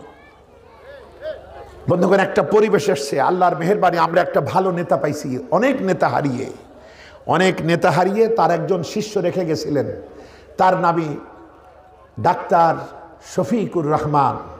আল্লাহ তার প্রতি রহম করুন, আমরা বলি আমিন। ইনি মানবতার কথা বলেন। তিনি বলেছেন, তুমি হিন্দু, তোমার ধর্ম পালন করো, তুমি বৌদ্ধ, তুমি তোমার ধর্ম পালন করো, তুমি খ্রিস্টান, তোমার ধর্ম পালন করো, তুমি উপজাতীয়, তুমি তোমার ধর্ম পালন করো, কিন্তু দেশের স্বাধীনতা সার্বভৌমত্বের প্রশ্নে, আমাদের অধিকারের প্রশ্নে সমগ্র জাতি আমরা হচ্ছি এক এবং অভিন্ন, বলেন আলহামদুলিল্লাহ। তিনি আরো বলেছেন যে মসজিদে যেমন মুসলমানেরা পুলিশ প্রহরা ছাড়াই আমরা নিরুদ্বিগ্নভাবে আমরা ইবাদত করি আল্লাহর, এমন এক পরিবেশ আনা হবে যাতে আগামীতে পুলিশ প্রহরা ছাড়াই সকল অমুসলিমরা যেন নির্বিঘ্নতার সাথে নির্দ্বিধায় তাদের কায়দার ইবাদত যেন করতে পারে, বলেন আলহামদুলিল্লাহ। বন্ধুগণ, আমরাই তো মার খাই, কিন্তু শুনতে হয় আমরাই নাকি তাদের মারি। আল্লামা সাঈদী যখন ছিলেন ওই সময় পিরোজপুরের একটা ভিডিও দেখছিলাম, সেখানে দেখছিলাম তিনি পূজা মণ্ডপে গিয়েছেন। হিন্দু মেয়েরা, পুরোহিতেরা, পুরুষেরা বলছে যে এমপি সাহেব, আপনার আমলে আমরা এত ভালো আছি যে ডিমের ভিতরে কুসুম যেমন থাকে নিরাপদে, আমরা ওই রকম আছি, বলেন আলহামদুলিল্লাহ। এরকম নিয়ামত তিনি ছিলেন গোটা বিশ্বের মুসলিম উম্মার সম্পদ, বলেন আলহামদুলিল্লাহ। আল্লাহ পাক যেন তাকে জান্নাতুল ফেরদৌসের সর্বোচ্চ মাকামে যারা আছেন তাদের সাথে যেন তার স্থান হয়, আমরা বলি আমিন। এবং তার যে বাসনা, তার যে স্বপ্ন এখনো অপূর্ণ, তিনি চেয়েছেন এই কোরআনের রাজ, খোলাফে রাশেদার রাজ যেন কায়েম হয়। আল্লাহ যেন খুব দ্রুত এটার বাস্তবায়নে আমরা যেন সৈনিক হয়ে দায়িত্ব পালন করতে পারি, আমরা বলি আমিন। বন্ধুগণ, ইলম, দেখুন আমার বারবার মনে পড়ছে আমার এই মেয়েদের কথা। আমি মেয়েদেরকে বলবো ভালো করে লেখাপড়া করো, আর যারা বয়স্ক হয়েছেন তারাও করুন, কারণ জ্ঞান চর্চার কোনো বয়স নাই। দোলনা থেকে কবর পর্যন্ত জ্ঞান অর্জন করো, প্রতিদিন একটা করে শেখেন, দেখবেন অনেক শেখা হয়ে গেল। আব্দুল বিন মুবারক রহমতুল্লাহ আলাইহির কথা বলি, আল্লামা সাঈদীর কাছেই প্রথম শুনেছিলাম, আপনাদেরকে একটু শোনাই। হযরত আব্দুল্লাহ ইবনে মুবারক রহমতুল্লাহ আলাইহি এত বড় জবরদস্ত আলেমে দ্বীন, সাহেব ইলম, মুফাসসির, মুহাদ্দিস, জগৎ জোড়া খ্যাতিমান আলেমে দ্বীন ছিলেন আব্দুল্লাহ ইবনে মুবারক রহমতুল্লাহ আলাইহি। তিনি এত বড় আলেম ছিলেন, তিনি যে দেশে বাস করতেন, তিনি যখন ওই এলাকা ছেড়ে ভিন্ন জায়গায় গেলেন, তখন এলাকার আলেমেরা দুঃখ করে কবিতা রচনা করল, ইজা জুকিরাল আখিয়ারু ফি বালদাতিন ফাহুম আনজুমুন ওয়া আনতা হিলালুহা। আমাদের দেশে আলেমেরা ছিলেন আকাশের তারার মতো, আর আব্দুল বিন মুবারক ছিলেন আকাশের পূর্ণিমার চাঁদের মতো। সুবহানাল্লাহ, কত বড় আলেম ছিলেন। তিনি যখন ভিন্ন এলাকায় চলে গেলেন, সেই সব আলেমেরা দুঃখ করে আরও লিখল যে তিনি ছিলেন আমার দেশের সৌন্দর্য, তিনি যখন চলে গেলেন আমাদের মনে হলো আমাদের এলাকার সৌন্দর্যই বিদায় হয়ে গেল।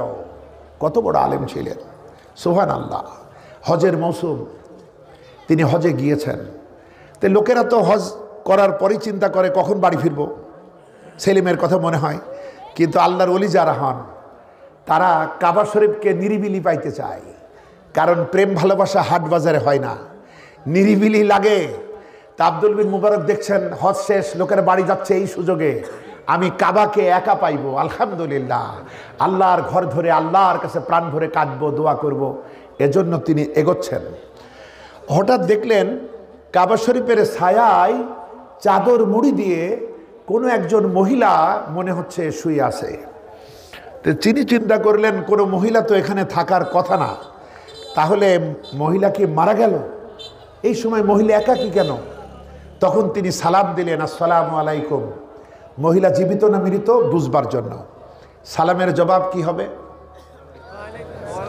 আমার ভাইরা, আমার মা বোনেরা ভালো করে শুনুন, সালামের জবাব ওয়ালাইকুমুস সালাম না হয়ে ওই মহিলা কুরআনে কারীমের সূরা ইয়াসিনের ৫৮ নম্বর আয়াতটা তেলাওয়াত করে সালামের জবাব দিলেন, সালামুন কাউলাম মির রাব্বির রহিম।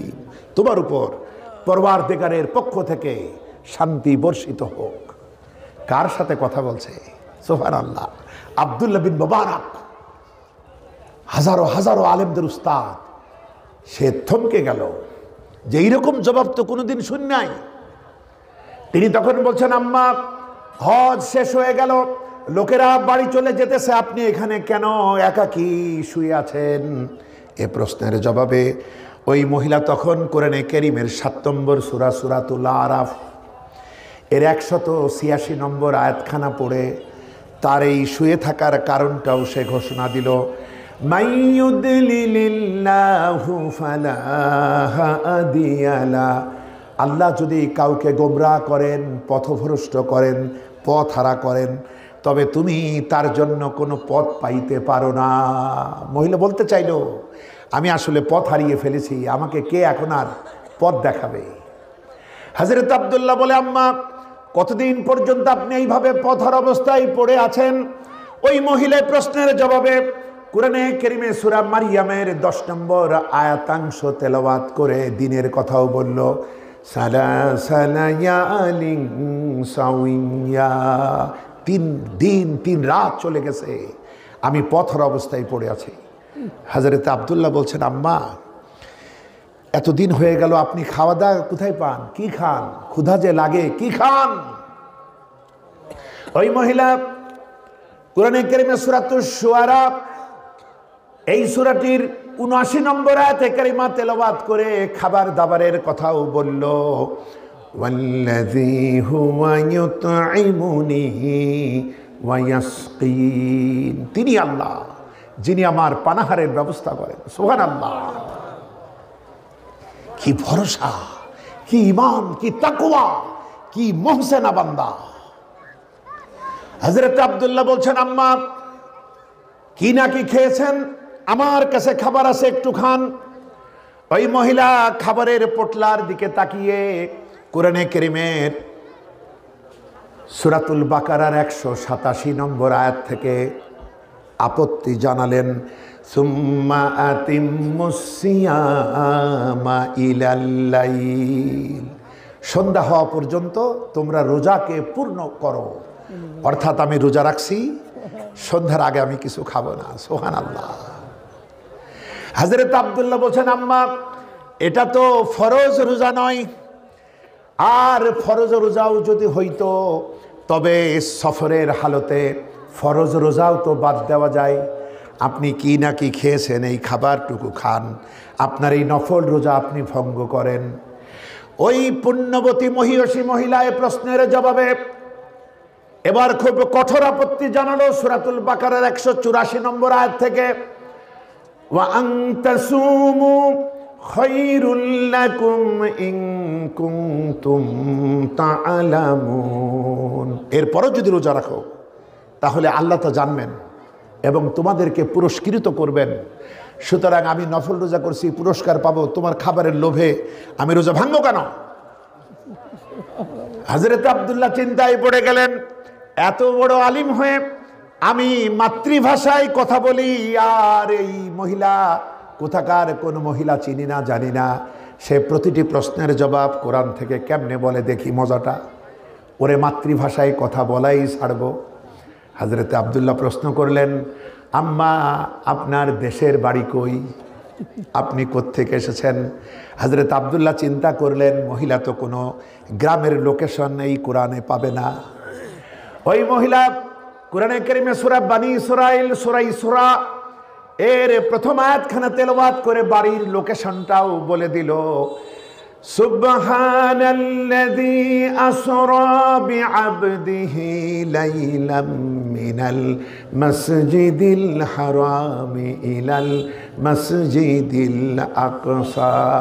পবিত্র সেই সত্তা যিনি তার বান্দাকে রাতের এক অংশে সফর করিয়েছিলেন মসজিদুল হারাম থেকে মসজিদুল আকসা পর্যন্ত। এই আয়াতখানি তেলাওয়াত করে মহিলা বুঝাইতে চাইল, আমি বাইতুল্লাহ ইসলাম হজ করার জন্য, বাড়ি আমার মসজিদুল আকসা জেরুজালেমে। সুবহানাল্লাহ। হযরত আব্দুল্লাহ বিন মুবারক চিন্তা করলেন, এত বড় একজন বিদুষী মহিলাকে রাস্তায় ফেলে যাওয়া ঠিক হবে না। সে আমার দিনী বোন আর আমি তার দিনী ভাই, সুতরাং আমার জন্য ওয়াজিব হয়ে গেছে তাকে তার গন্তব্যে পৌঁছে দেওয়া। তাই তিনি প্রস্তাব দিলেন, বিনয়ের সাথে বললেন, আম্মা আপনি যদি রাজি হন, আমি আপনাকে আমার উটের উপরে বসায়া আপনাকে আপনার বাড়ি পর্যন্ত পৌঁছে দিয়ে আসি। সুবহানাল্লাহ। ইলমের কাছে কি হয় দেখেন, ইলমের পূর্ণিমার চাঁদ পর্যন্ত এখন রাখাল, আর মহিলা আহা। সুবহানাল্লাহ। হযরত আব্দুল্লাহ যখন এই প্রস্তাব দিলেন, ওই মহিলা কোরআনে কারীমে সূরাতুল বাকারার 197 নম্বর আয়াতের অংশ বিশেষ তেলাওয়াত করে সম্মতি জানালেন। ওয়ামা তাফআলু মিন খায়রিন ইয়ালামুহুল্লাহ। এটা ভালো কাজ, মানুষের উপকার করা অনেক ভালো কাজ, এতে আল্লাহ তোমারে পুরস্কৃত করবেন যদি তুমি আমাকে আমার বাড়ি পৌঁছাও। সুবহানাল্লাহ। হযরত আব্দুল্লাহ উঠে এনে দিলেন। মহিলা উটের পিঠে উঠতে যাবে, কিন্তু মহিলা এতখানি সতর্ক, উটের পিঠে উঠতে গিয়ে তাকিয়ে দেখে আব্দুল্লাহ বিন মুবারক অবাক বিস্ময়ে তার পানে তাকিয়ে আছে। মহিলা তখন সঙ্গে সঙ্গে কোরআনে কারীমে সূরাতুন নূরের 30 নম্বর আয়াতটা ছুঁড়ে দিলেন, কুল্লিল মুমিনিনা ইয়াগুদ্দু মিন আবসারিহিম। ও নবী, মোমেন পুরুষদেরকে বলেন ওরা যেন পরনারী থেকে নিজেদের চক্ষুকে নিম্নগামী করে। অর্থাৎ ও মুহাদ্দিস আব্দুল্লাহ বিন মুবারক, আমি মহিলা মানুষ, বুড়ি মানুষ, উটের পিঠে উঠতে গিয়ে আমি তো বেসতর হয়ে যেতে পারি, তুমি কেন আমার দিকে হা করে তাকায় আসো? আল্লাহর হুকুম মতো নিজের দৃষ্টিকে নিম্নগামী করো। মুহাদ্দিস লজ্জায় শরমে চোখ নামালেন। সুবহানাল্লাহ। দেখছেন ইলম কি শক্তিশালী জিনিস। আমার ভাইরা, মহিলা উটের উপরে বসলো। হযরত আব্দুল বিন মুবারক উটের দড়ি টানতে টানতে বিশাল দূরত্ব জেরুজালেমের পথে রওনা হলেন। কিন্তু যেহেতু ইলমের অধিকারী তিনি জগৎ জোড়া খ্যাতিমান, সহজে পরাজয় মেনে নিতে মনটা চায় না। তার মাথার ভিতরে ঘুরছে, আমিও তো কোরআনের হাফেজ, আমিও তো কোরআনের আলিম, কিন্তু কেন পারি না, এ কেন পারে?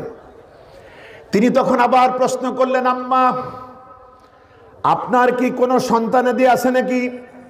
ওই মহিলা প্রশ্নের জবাবে সূরাতুল কাহফের 46 নম্বর আয়াতখানা তেলাওয়াত করে হা সূচক সম্মতি দিলেন। আল মালু ওয়াল বানুনা যিনাতুল হায়াতিদ দুনিয়া।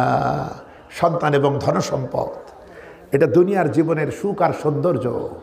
আল্লাহ পাক এর থেকে আমাকে বঞ্চিত করেন নাই, অর্থাৎ আমার সন্তানাদি আছে। হযরত আব্দুল্লাহ বলছে, আম্মা ওই সন্তানদের নাম কি, যাতে বল্টু ট্যাবলেট থাকলে এই নাম যাতে বলতে না পারে।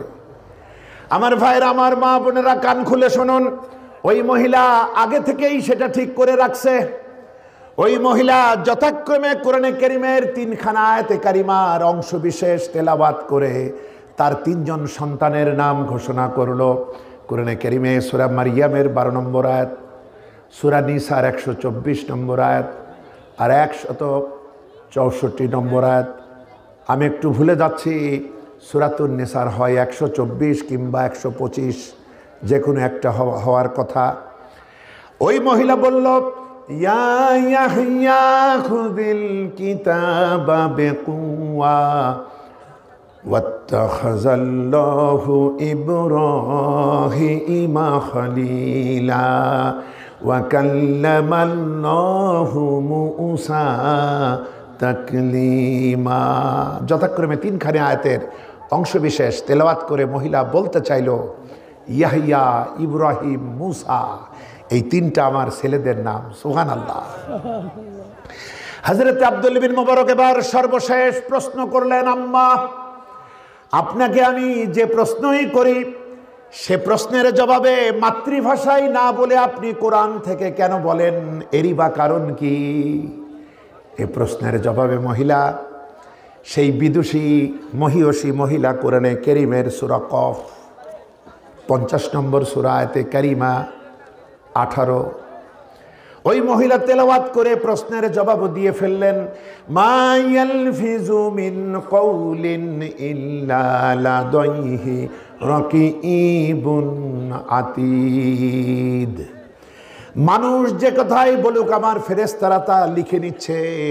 ও মুহাদ্দিস, আমি এমন কথা বলছি আমার কথা থেকে কোনো গুনাহ তো লেখা যাবেই না, বরং আমি এমন কথা বলছি যে কথার প্রতিটি অক্ষরে অক্ষরে 10 করে নেকি লেখা লাগবে। সুবহানাল্লাহ। হযরত আব্দুল্লাহর কথা বলতে পারলেন না, ইতিমধ্যে উট বুড়ির বাড়ির কাছে পৌঁছে গেল। ছেলেরা সব ছুটে এসেছে, মা অনেক দিন পর হজ থেকে ফিরেছে। ছেলেদেরকে দেখে ওই মহিলা নিজের আসল থেকে কয়েকটা রৌপ্য মুদ্রা বার করলো, করে ছেলেদের হাতে দিয়ে কোরআনে কারীমে সূরাতুল কাহফের 19 নম্বর আয়াতখানা তেলাওয়াত করে নাস্তা আনার জন্য নির্দেশ দিল। ফাবআসু আহাদাকুম বিওয়ারিকিকুম হাদিহি ইলাল মাদিনা। ও ছেলেরা শহরে চলে যাও এবং সেখানে গিয়ে উত্তম কিছু খাবার দাবার কিনে আনো, মেহমান এসছে। খাবার কিনে আনলো। মহিলা একটা প্লেটে সুন্দর করে নিজে সাজালেন, সাজিয়ে মেহমানের সামনে আব্দুল্লাহ বিন মুবারকের সামনে খাবারের পাত্রটা রেখে কোরআনে কারীমে সূরাতুল হাক্কা এর 24 নম্বর আয়াতে কারিমা তেলাওয়াত করে মেহমানকে খেতে বললেন, কুলু ওয়াশরাবু হানিয়াম বিমা আসলাফতুম ফিল আইয়ামিল খালিয়া। ও মেহমান, বিগত দিনে আপনি আমার জন্য যে কষ্ট করেছেন এর বিনিময়ে এই খাবারটুকু গ্রহণ করুন। মুহাদ্দিস খাবার খেলেন, কিন্তু মহিলার সাথে কথা বলার মতো কোনো সাহস আর তার রইল না। হযরত আব্দুল্লাহ এবার মহিলার ছেলেদেরকে প্রশ্ন করলেন, ও ছেলেরা, তোমাদের আম্মা জান এইভাবে কোরআন থেকে কতদিন কথা বলে?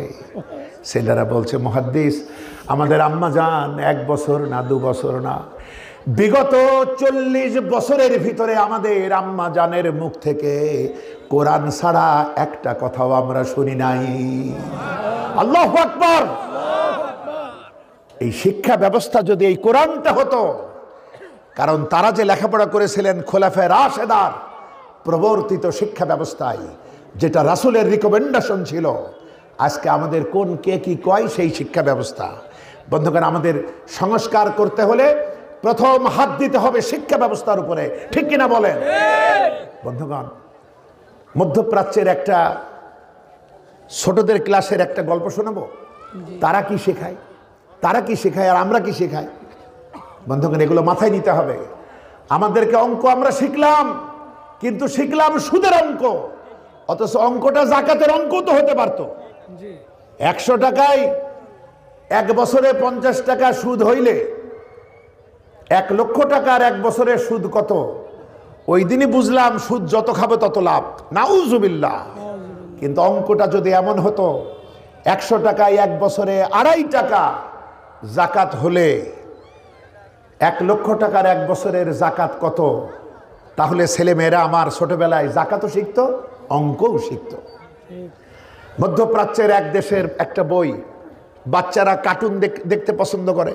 ওই কার্টুনের মতো কোনো রকমে পানি কালার দিয়ে উপর একটা ছবি, একটা গাছ, বড় গাছ, ওর মাথার উপর একটা মোরগ বসা, আর নিচে দূর থেকে এসে, আপনারা শিয়ালকে কি শিয়াল বলেন? পাতি শিয়াল, পাতি শিয়াল এসে বসা, এরকম একটা ছবি দেওয়া। এবার গল্প শুরু হলো। পাতি শিয়াল দূর থেকে এসে মোরগ দেখে বলছে, মোরগ ভাই আসসালামু আলাইকুম, মানে আসসালামু আলাইকুম। আপনারা আবার জবাব দিন না।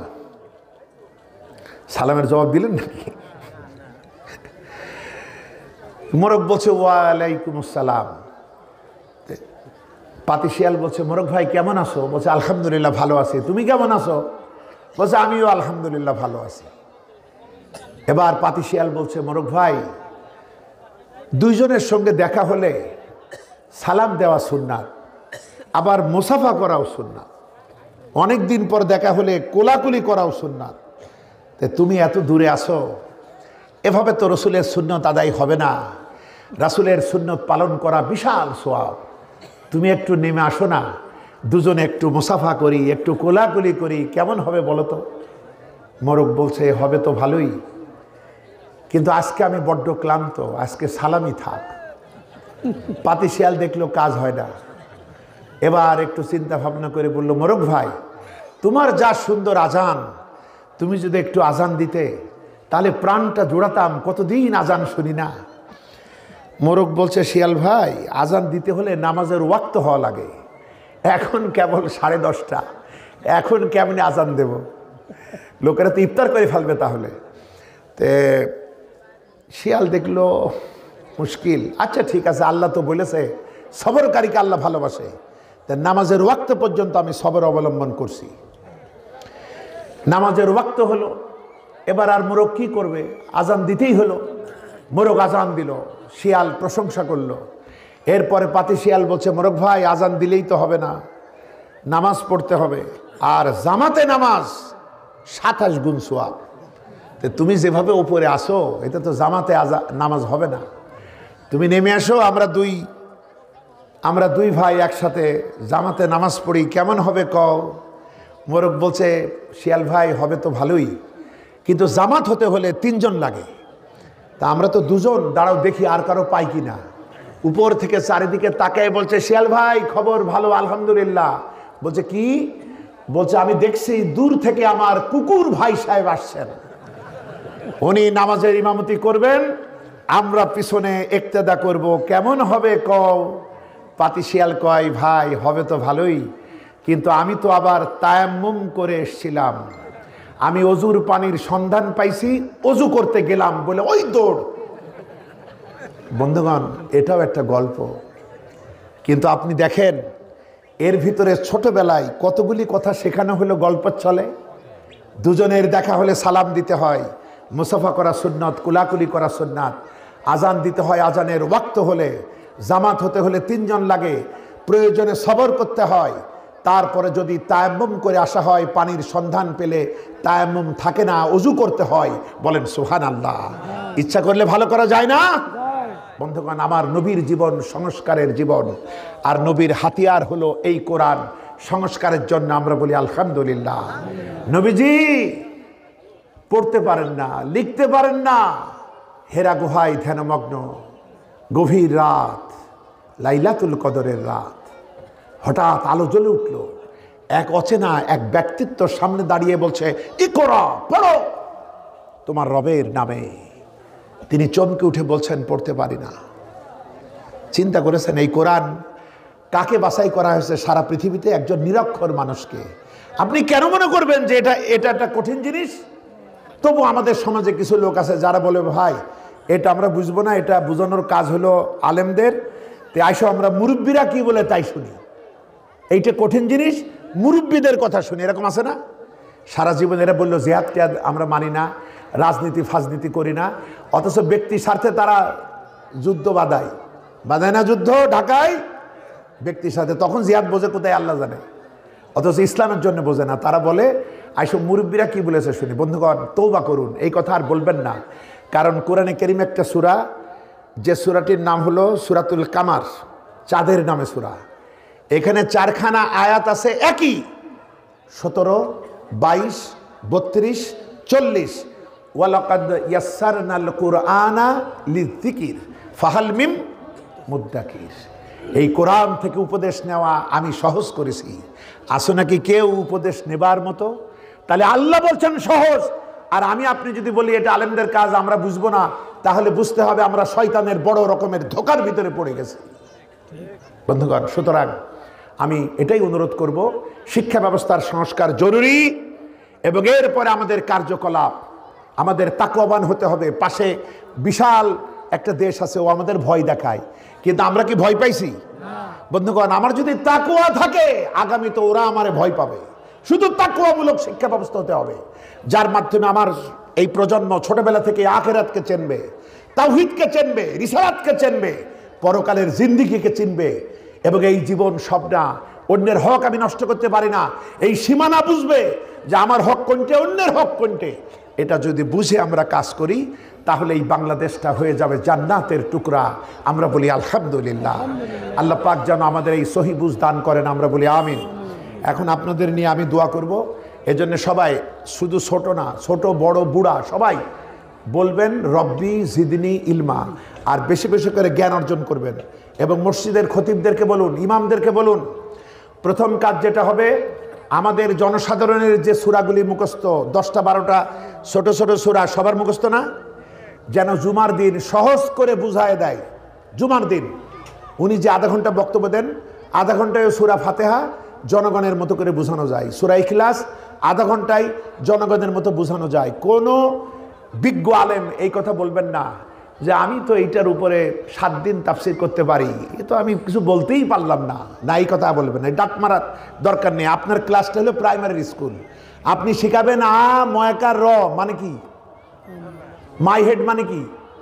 যখন হেডমাস্টার বলল মাই হেড মানে আমার মাথা, ছাত্ররা বলল হেডমাস্টারের মাথা।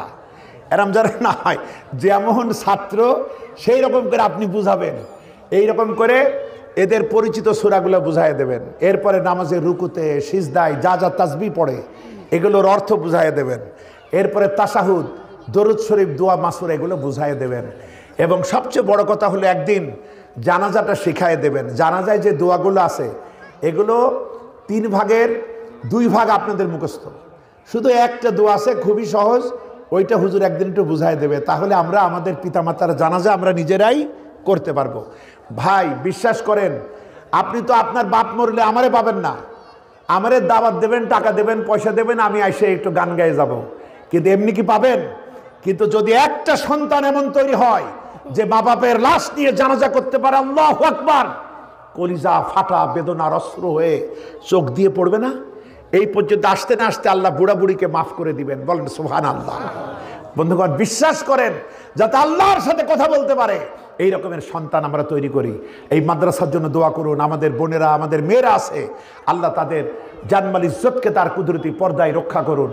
আমরা বলি আমিন। একটা আলেমের পিতা হই, একটা আলেমের ভাই হই, একটা আলেমার গার্জিয়ান হই, এরকম আমরা যেন চেষ্টা করি। আল্লাহ কবুল করুন, আমরা বলি আমিন। নবী হেরা গুহায় ছিলেন। এবার 5খানি আয়াত অবতীর্ণ হলো। জিবরাইল নবীজিকে 3 বার চাপ দিলেন বুকে। শেষের চাপটা এত মারাত্মক হলো, নবীজির মনে হলো জানটাই বের হয়ে যায় কিনা। এরপরে তিনি হেরা পাহাড় থেকে নেমে কোথায় গেছিলেন? কোন নেতার কাছে? কোন নেতার কাছে গেছিলেন নাকি ভয়ে? স্ত্রীর কাছে। কার কাছে? আমাদের মা, আমাদের আম্মা হযরতে খাদিজাতুল কুবরা রাদিয়াল্লাহু তাআলা আনহা, তার কাছে গেলেন। তাহলে স্বামী স্ত্রীর সম্পর্কটা কতখানি মধুর, বলেন আলহামদুলিল্লাহ। বন্ধুগণ, আর আমাদের সম্পর্ক পরের বোর সাথে, পরের মেয়ের সাথে, পরের বোনের সাথে। হ্যালো, এখন 10টা বাজে, তুমি কিছু খাইছো? আর গলে গেলাম। আর যেই মেয়েটা, যেই মহিলা আমারে কষ্ট করে রান্না করে খাওয়াইলো, তারে ধমক দিলাম। আর কোত্থেকে চিকন গলায় কইলো কিছু খাইছো বাবু, আর খুব খুশি হয়ে গেলাম। বলে নাউজুবিল্লাহ। বন্ধুগণ, মুত্তাকি লোক দেখানোর কোনো বিষয় নয়। যেদিন আপনার স্ত্রী হবে আপনার কাছে বিশ্ব সুন্দরী, আপনি বুঝবেন আমি আজ মুত্তাকি। বলেন আলহামদুলিল্লাহ। ওই মডেলিং, ওই নায়িকা গায়িকা, ওই তথাকথিত নগ্ন সুন্দরীরা আপনার চোখে সুন্দরী হবে না, বরং ঘরে যে নিয়ামত আল্লাহ দিয়েছে ভাগ্যের সাথে লিখে, এই দুনিয়ায়ও আবার তাকে নিয়ে জান্নাতে যাইতে হবে। ঠিক কিনা বলেন? আপনার দৃষ্টিতে যেদিন ওই স্ত্রী হবে আপনার কাছে বিশ্ব সুন্দরী, আপনি বুঝবেন আজকে আমি তাকওয়ার অধিকারী, মুত্তাকি। বলেন আলহামদুলিল্লাহ। বন্ধুগণ, এটা মনে রাখতে হবে। তিনি এলেন হযরতে খাদিজাতুল কুবরা রাদিয়াল্লাহু তাআলা আনহা, একদিকে তিনি 40 বছর পর্যন্ত ছিলেন আল আমিন মক্কাবাসীর দৃষ্টিতে, তিনি পরেও তাই ছিলেন, কিন্তু স্বার্থ তাদেরকে মানতে দেয়নি। আস-সাদিক, সত্যবাদী। আবার তার সঙ্গে যে কম্বিনেশন, যার সঙ্গে আল্লাহ পাক মিলিয়ে দিলেন, সেই খাদিজা কি ছিলেন সেই জামানায়? তাহেরা, মানে পবিত্রা। বলেন সুবহানাল্লাহ। এজন্য সোনাই সোহাগা। তিনি তার কাছে এলেন, এসে বলছেন, খাদিজা আমারে কি হলো, আমি মনে হয় বাঁচবো না, আমি মনে হয় বাঁচবো না, তুমি আমাকে কম্বল আচ্ছাদন করো, কাপড় দিয়ে ঢেকে দাও, হাত পা ঠান্ডা হয়ে যাচ্ছে। হযরতে খাদিজা যেমন তেমন মহিলা না। ব্যবসা করতে হলে বুদ্ধি লাগে না? খাদিজা আন্তর্জাতিক পর্যায়ের ব্যবসায়ী মহিলা, মিলিয়নিয়ার, বিলিয়নিয়ার, এইরকম পর্যায়ের ব্যবসায়ী। কিরকম বুদ্ধিমতী মেয়ে, 15 বছরের সংসার, স্বামীকে চিনেছে, চেনার মতোই। ভালো করে স্বাভাবিক করার পর তিনি বলছেন, উৎসাহ দিচ্ছেন। আমাদের জাতীয় কবি কি বলেছে? কোনো কালে একা হয়নি জয়ী, পুরুষের তরবারি প্রেরণা দিয়েছে, শক্তি দিয়েছে বিজয় লক্ষ্মী নারী। সুবহানাল্লাহ। হযরতে খাদিজা কি বললেন? সহিহ আল বুখারী 4590 নম্বর হাদিস, ওয়াল্লাহি, আল্লাহর কসম করে বলি, ইন্নাকা লাতাসিলুর রাহিবা ওয়া তাসদুকুল হাদিসা ওয়া তাহমিলুল কাল্লা ওয়া তাকসিবুল মা'দুমা ওয়া তাকরিদ দাইফা ওয়া তুইনু ওয়ালা নওয়াইবিল হক। আল্লাহর কসম করে বলি, কোন শয়তান আপনার ক্ষতি করতে পারে না। আপনি তো আত্মীয়দের সাথে ভালো ব্যবহার করেন। বলেন আলহামদুলিল্লাহ। খেয়াল করুন, আমাদের আম্মাজানের মুখ থেকে রাসূলের 40 বছরের ছবি মাত্র কয়েক কথাই আমাদের আম্মা তুলে ধরেছেন, এবং পুরাটাই ছিল তার সংস্কারের জিন্দেগি। প্রথম কথা কি? যে আপনি তো আত্মীয়দের সাথে ভালো ব্যবহার করেন, আপনি অসহায়ের সহায় হন সর্বদাই, যার কিচ্ছু নাই নিজে কামাই করে তার হাতে দেন। নিঃস্বকে আপনি এরম লোক পাবেন কোথায়? যে নিজে কাজ করে যে বেতন পায় সেইটা গরিবের হাতে দেয়। সুবহানাল্লাহ। আপনি নিঃস্বকে উপার্জন করে দেন, সদা সত্য কথা আপনি উচ্চারণ করেন, আপনি মেহমানের মেহমানদারি করেন। যারা সত্যের পতাকাবাহী তাদেরকে বাঁচানোর জন্য তাদের পক্ষে আপনি পাহাড়ের মতো দাঁড়িয়ে থাকেন। হে আবুল কাসেম, হে কাসেমের পিতা, আপনার মতো ভালো মানুষকে কখনো শয়তান ক্ষতি করতে পারে না। সুবহানাল্লাহ। বন্ধুগণ, কত বড় কথা তিনি বললেন। এরপরে তিনি আরেকটু সান্ত্বনার জন্য, আমরা কি করি, কেউ ভয় পাইলে চলো পীর সাহেবের কাছ থেকে একটু পানি পড়া নিয়ে আসি, একটু তাবিজ নিয়ে আনি। খাদিজা তা করেন নাই। তার বংশের এক গৌরব ছিল, যিনি একই সাথে তাওরাত এবং জাবুরে পণ্ডিত ব্যক্তি, ওয়ারাকা বিন নাউফেল, তার কাছে নিয়ে গেলেন। গিয়ে বললেন, ভাই দেখেন তো আপনার এই ভাতিজার কি অবস্থা। সব শুনবার পর বয়োবৃদ্ধ ওয়ারাকা বলছে, আরে এ তো সেই ফেরেশতা যেটা হযরতে মূসার উপর অবতীর্ণ হতো। আমি যদি সেই দিন পর্যন্ত বেঁচে থাকি, যেদিন এই মক্কাবাসী তোমাকে মক্কা থেকে বার করে দেবে, তাহলে আমি জীবন দিয়েও তোমার হেফাজত করব, তোমার সাথে থাকব। নবী শুনে খুশি হন নাই। নবী অবাক হয়ে বলছেন, কি মক্কাবাসী আমাকে বার করে দেবে? এটা কিভাবে বিশ্বাস করবেন? কেন ওরা তো তারে আলামিন ডাকে, ওরা তাকে আস-সাদিক ডাকে। তাই বলছেন, কি এরা আমাকে বার করে দেবে? ওরাকা বলছে, হ্যাঁ, তোমার আগেও যারা পৃথিবীতে আল্লাহর বাণী নিয়ে এসেছিলেন তাদের সাথে তার জাতি এই ব্যবহারটাই করেছে। বন্ধুগণ, শত্রুতা চলেছে আব্দুল্লাহর পুত্র মুহাম্মদের বিরুদ্ধে না, শত্রুতা হয়েছে মুহাম্মাদুর রাসূলুল্লাহর বিরুদ্ধে। সুতরাং আমি আপনি যখন নবীওয়ালা কাজ করব, নবীওয়ালা কাজ করছি কিনা শত্রু দেখে চিনতে হবে, আধার দেখে আলো চিনতে হয়, ঠিক কিনা? সর্বশেষ কথা হলো, আপনাদের কাছে অনুরোধ করব, প্রতিদিন যেই হন, আলেম হন, জালেম হন, বোকা হন, চালাক হন, হাজি হন, পাজি হন, গাজী হন, যাই হন, একটা সিদ্ধান্ত নেন, যে কোনো বয়সের সবাই প্রতিদিন 24 ঘন্টার একটা দিন আর রাত অন্তত কোরআনের একটা কথা না শিখে ঘুমাবো না, রাসূলুল্লাহর একটা মেসেজ একটা হাদিস না শিখে ঘুমাবো না। এই সিদ্ধান্ত নেওয়া যায়?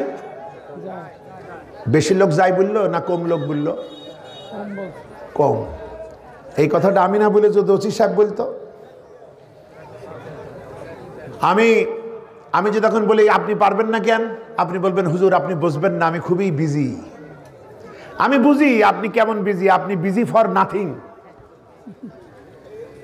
কিন্তু ওসি, ডিসি, এমপি, মন্ত্রী এরা যদি এই আলোয় গঠন হয়ে এলাকাবাসীর নাম টাম লিখে বলতো, শোনো পিরোজপুরবাসী এই মঠবাড়িয়া তোমাদের নাম লিখে নিয়ে গেলাম, আমি 3 মাস পরে আসব, তোমাদের প্রত্যেকের দায়িত্ব একটা করে কোরআনের আয়াত শিখবা, মুখস্থ করবা, জানবা, বুঝবা।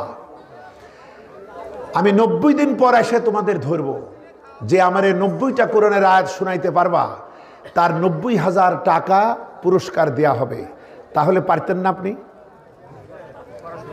তখন যদি বলা হয়তো আপনি তো খুব ব্যস্ত, আপনি তো পারবেন না, আপনি বলবেন স্যার কি বলেন, এ তো সামান্য, লেখেন আমার নাম। ডিসি সাহেব যদি বলে তোমাদের দায়িত্ব দিলাম একটা করে কোরআনের আয়াত আর একটা করে হাদিস বুঝবা, 90 দিন পর এসে ধরবো, যে পারবা না তার 90 বছরের জেল দেয়া হবে, তাহলে পারতেন নাকি পিসের ভাইরা? পারতেন? তখন হয়তো আপনি হাত পা দুটি উঁচু করতেন, স্যার আমার নামটা লেখেন, এ তো পারবই। সারা বাড়ি কান্না শুরু হয়ে যেত, শেখ তাড়াতাড়ি হুজুর দর। বন্ধুগণ খেয়াল করুন, হাসলে হবে না, ভালো করে বোঝেন কি বলছি। আমরা হুজুররা কত অনুরোধ করি, এই করেন সেই করেন, লোকেরা বলে কি এই কান দিয়ে ঢোকে, এই কান দিয়ে নাকি বের হয়ে যায়। আসলে কি তাই যায়? কান দিয়ে, দুটো কান দিয়েই ঢোকে, বের হবে কি করে? দুটো কান দিয়েই তো ঢোকার কাজ। বের একটা জিনিস হয় যখন ময়লা হয়, তখন কান থেকে বের হয়। বন্ধুগণ আমরা বললে পারি না, আর ডিসি সাহেব বললেই পারছি। কারণ কি? কারণ হলো আজকে মুসলমানের কলিজায়, মুসলমানের অন্তরে ডিসি সাহেবের 90,000 টাকার প্রতি যে লোভ, আল্লাহর জান্নাতের প্রতি সেই লোভ নাই মুসলমানের ভিতরে। ডিসি সাহেবের 90 বছরের জেলকে মুসলমান যত ভয় পায়, আল্লাহর জাহান্নামের আগুনকে ততখানি ভয় পাই না, যে কারণে পারি না। বন্ধুগণ যদি আমরা না পারি, কিয়ামতের দিন যদি আল্লাহ পাক আমাদের বিচার আমাদের হাতেই দেন, যে বান্দা তোরে এত কিছু দিছিলাম, কারো ভালো বাপ মা দিছিলাম, ভালো সন্তান দিছিলাম, স্বামী স্ত্রী দিছিলাম, জমি জায়গা, চাকরি বাকরি, ব্যবসা, কত কি দিছিলাম, 24টা ঘন্টা সময় দিয়েছিলাম, তোর ইচ্ছা মতো চলতিস, 1টা ঘন্টা আমাকে দিস নাই, তোর বিচারের ভার তোরেই দিলাম, বল তুই আমার কৃতজ্ঞ বান্দা নাকি অকৃতজ্ঞ বান্দা? আমাদের বিচার আমরাই যদি করি, আমরা কি বলতে পারবো আমরা কৃতজ্ঞ বান্দা বলতে পারবো? বলেন। এটা বলতে হলে, আল্লাহর কাছে এই জীবনকে সফল ও সার্থক করতে হলে কোরআন এবং সুন্নাহর আর কোনো বিকল্প নেই। এই দুটোকে আঁকড়ে ধরি। নবীজি লক্ষাধিক সাহাবীর সামনে মিশকাতুল মাসাবিহ 186 নম্বর হাদিস, তাহকিককৃত মিশকাতুল মাসাবির নাম্বার, তারাকতু ফীকুম আমরাইন, আমি তোমাদের জন্য দুটি বস্তু বা দুটি বিষয় রেখে যাচ্ছি, কিতাব আল্লাহ, সুন্নাত রাসূলি। এই দুটোকে আঁকড়ে ধরো। জগতে কেউ তোমাদেরকে লাঞ্ছিত করতে পারবে না, অপমানিত করতে পারবে না, ধ্বংস করতে পারবে না। যে দুটি আঁকড়ে ধরার কথা, এইটি আজকে মুসলমানেরা ঢিলা ঢিলা করে ধরছে। এই যে আলো জ্বলছে, এখান থেকে 2টা তার গিয়ে মেন লাইনে লাগছে, মেন লাইনে শক্ত হয়ে লাগছে না ঢিলা ঢালা? শক্ত, যার কারণে মঙ্গলের আলো আসে। যদি ঢিলা ঢালা লাগতো, বাতাসে ধাক্কা দিত, শর্ট সার্কিট হতো, আগুন জ্বলতো, আমরা শেষ হয়ে যেতাম। সুতরাং ঢিলা ঢালা ধরলে হবে না, মজবুত ভাবে ধরবো।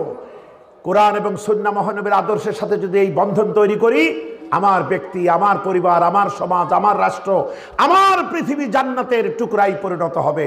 আমরা বলি আলহামদুলিল্লাহ।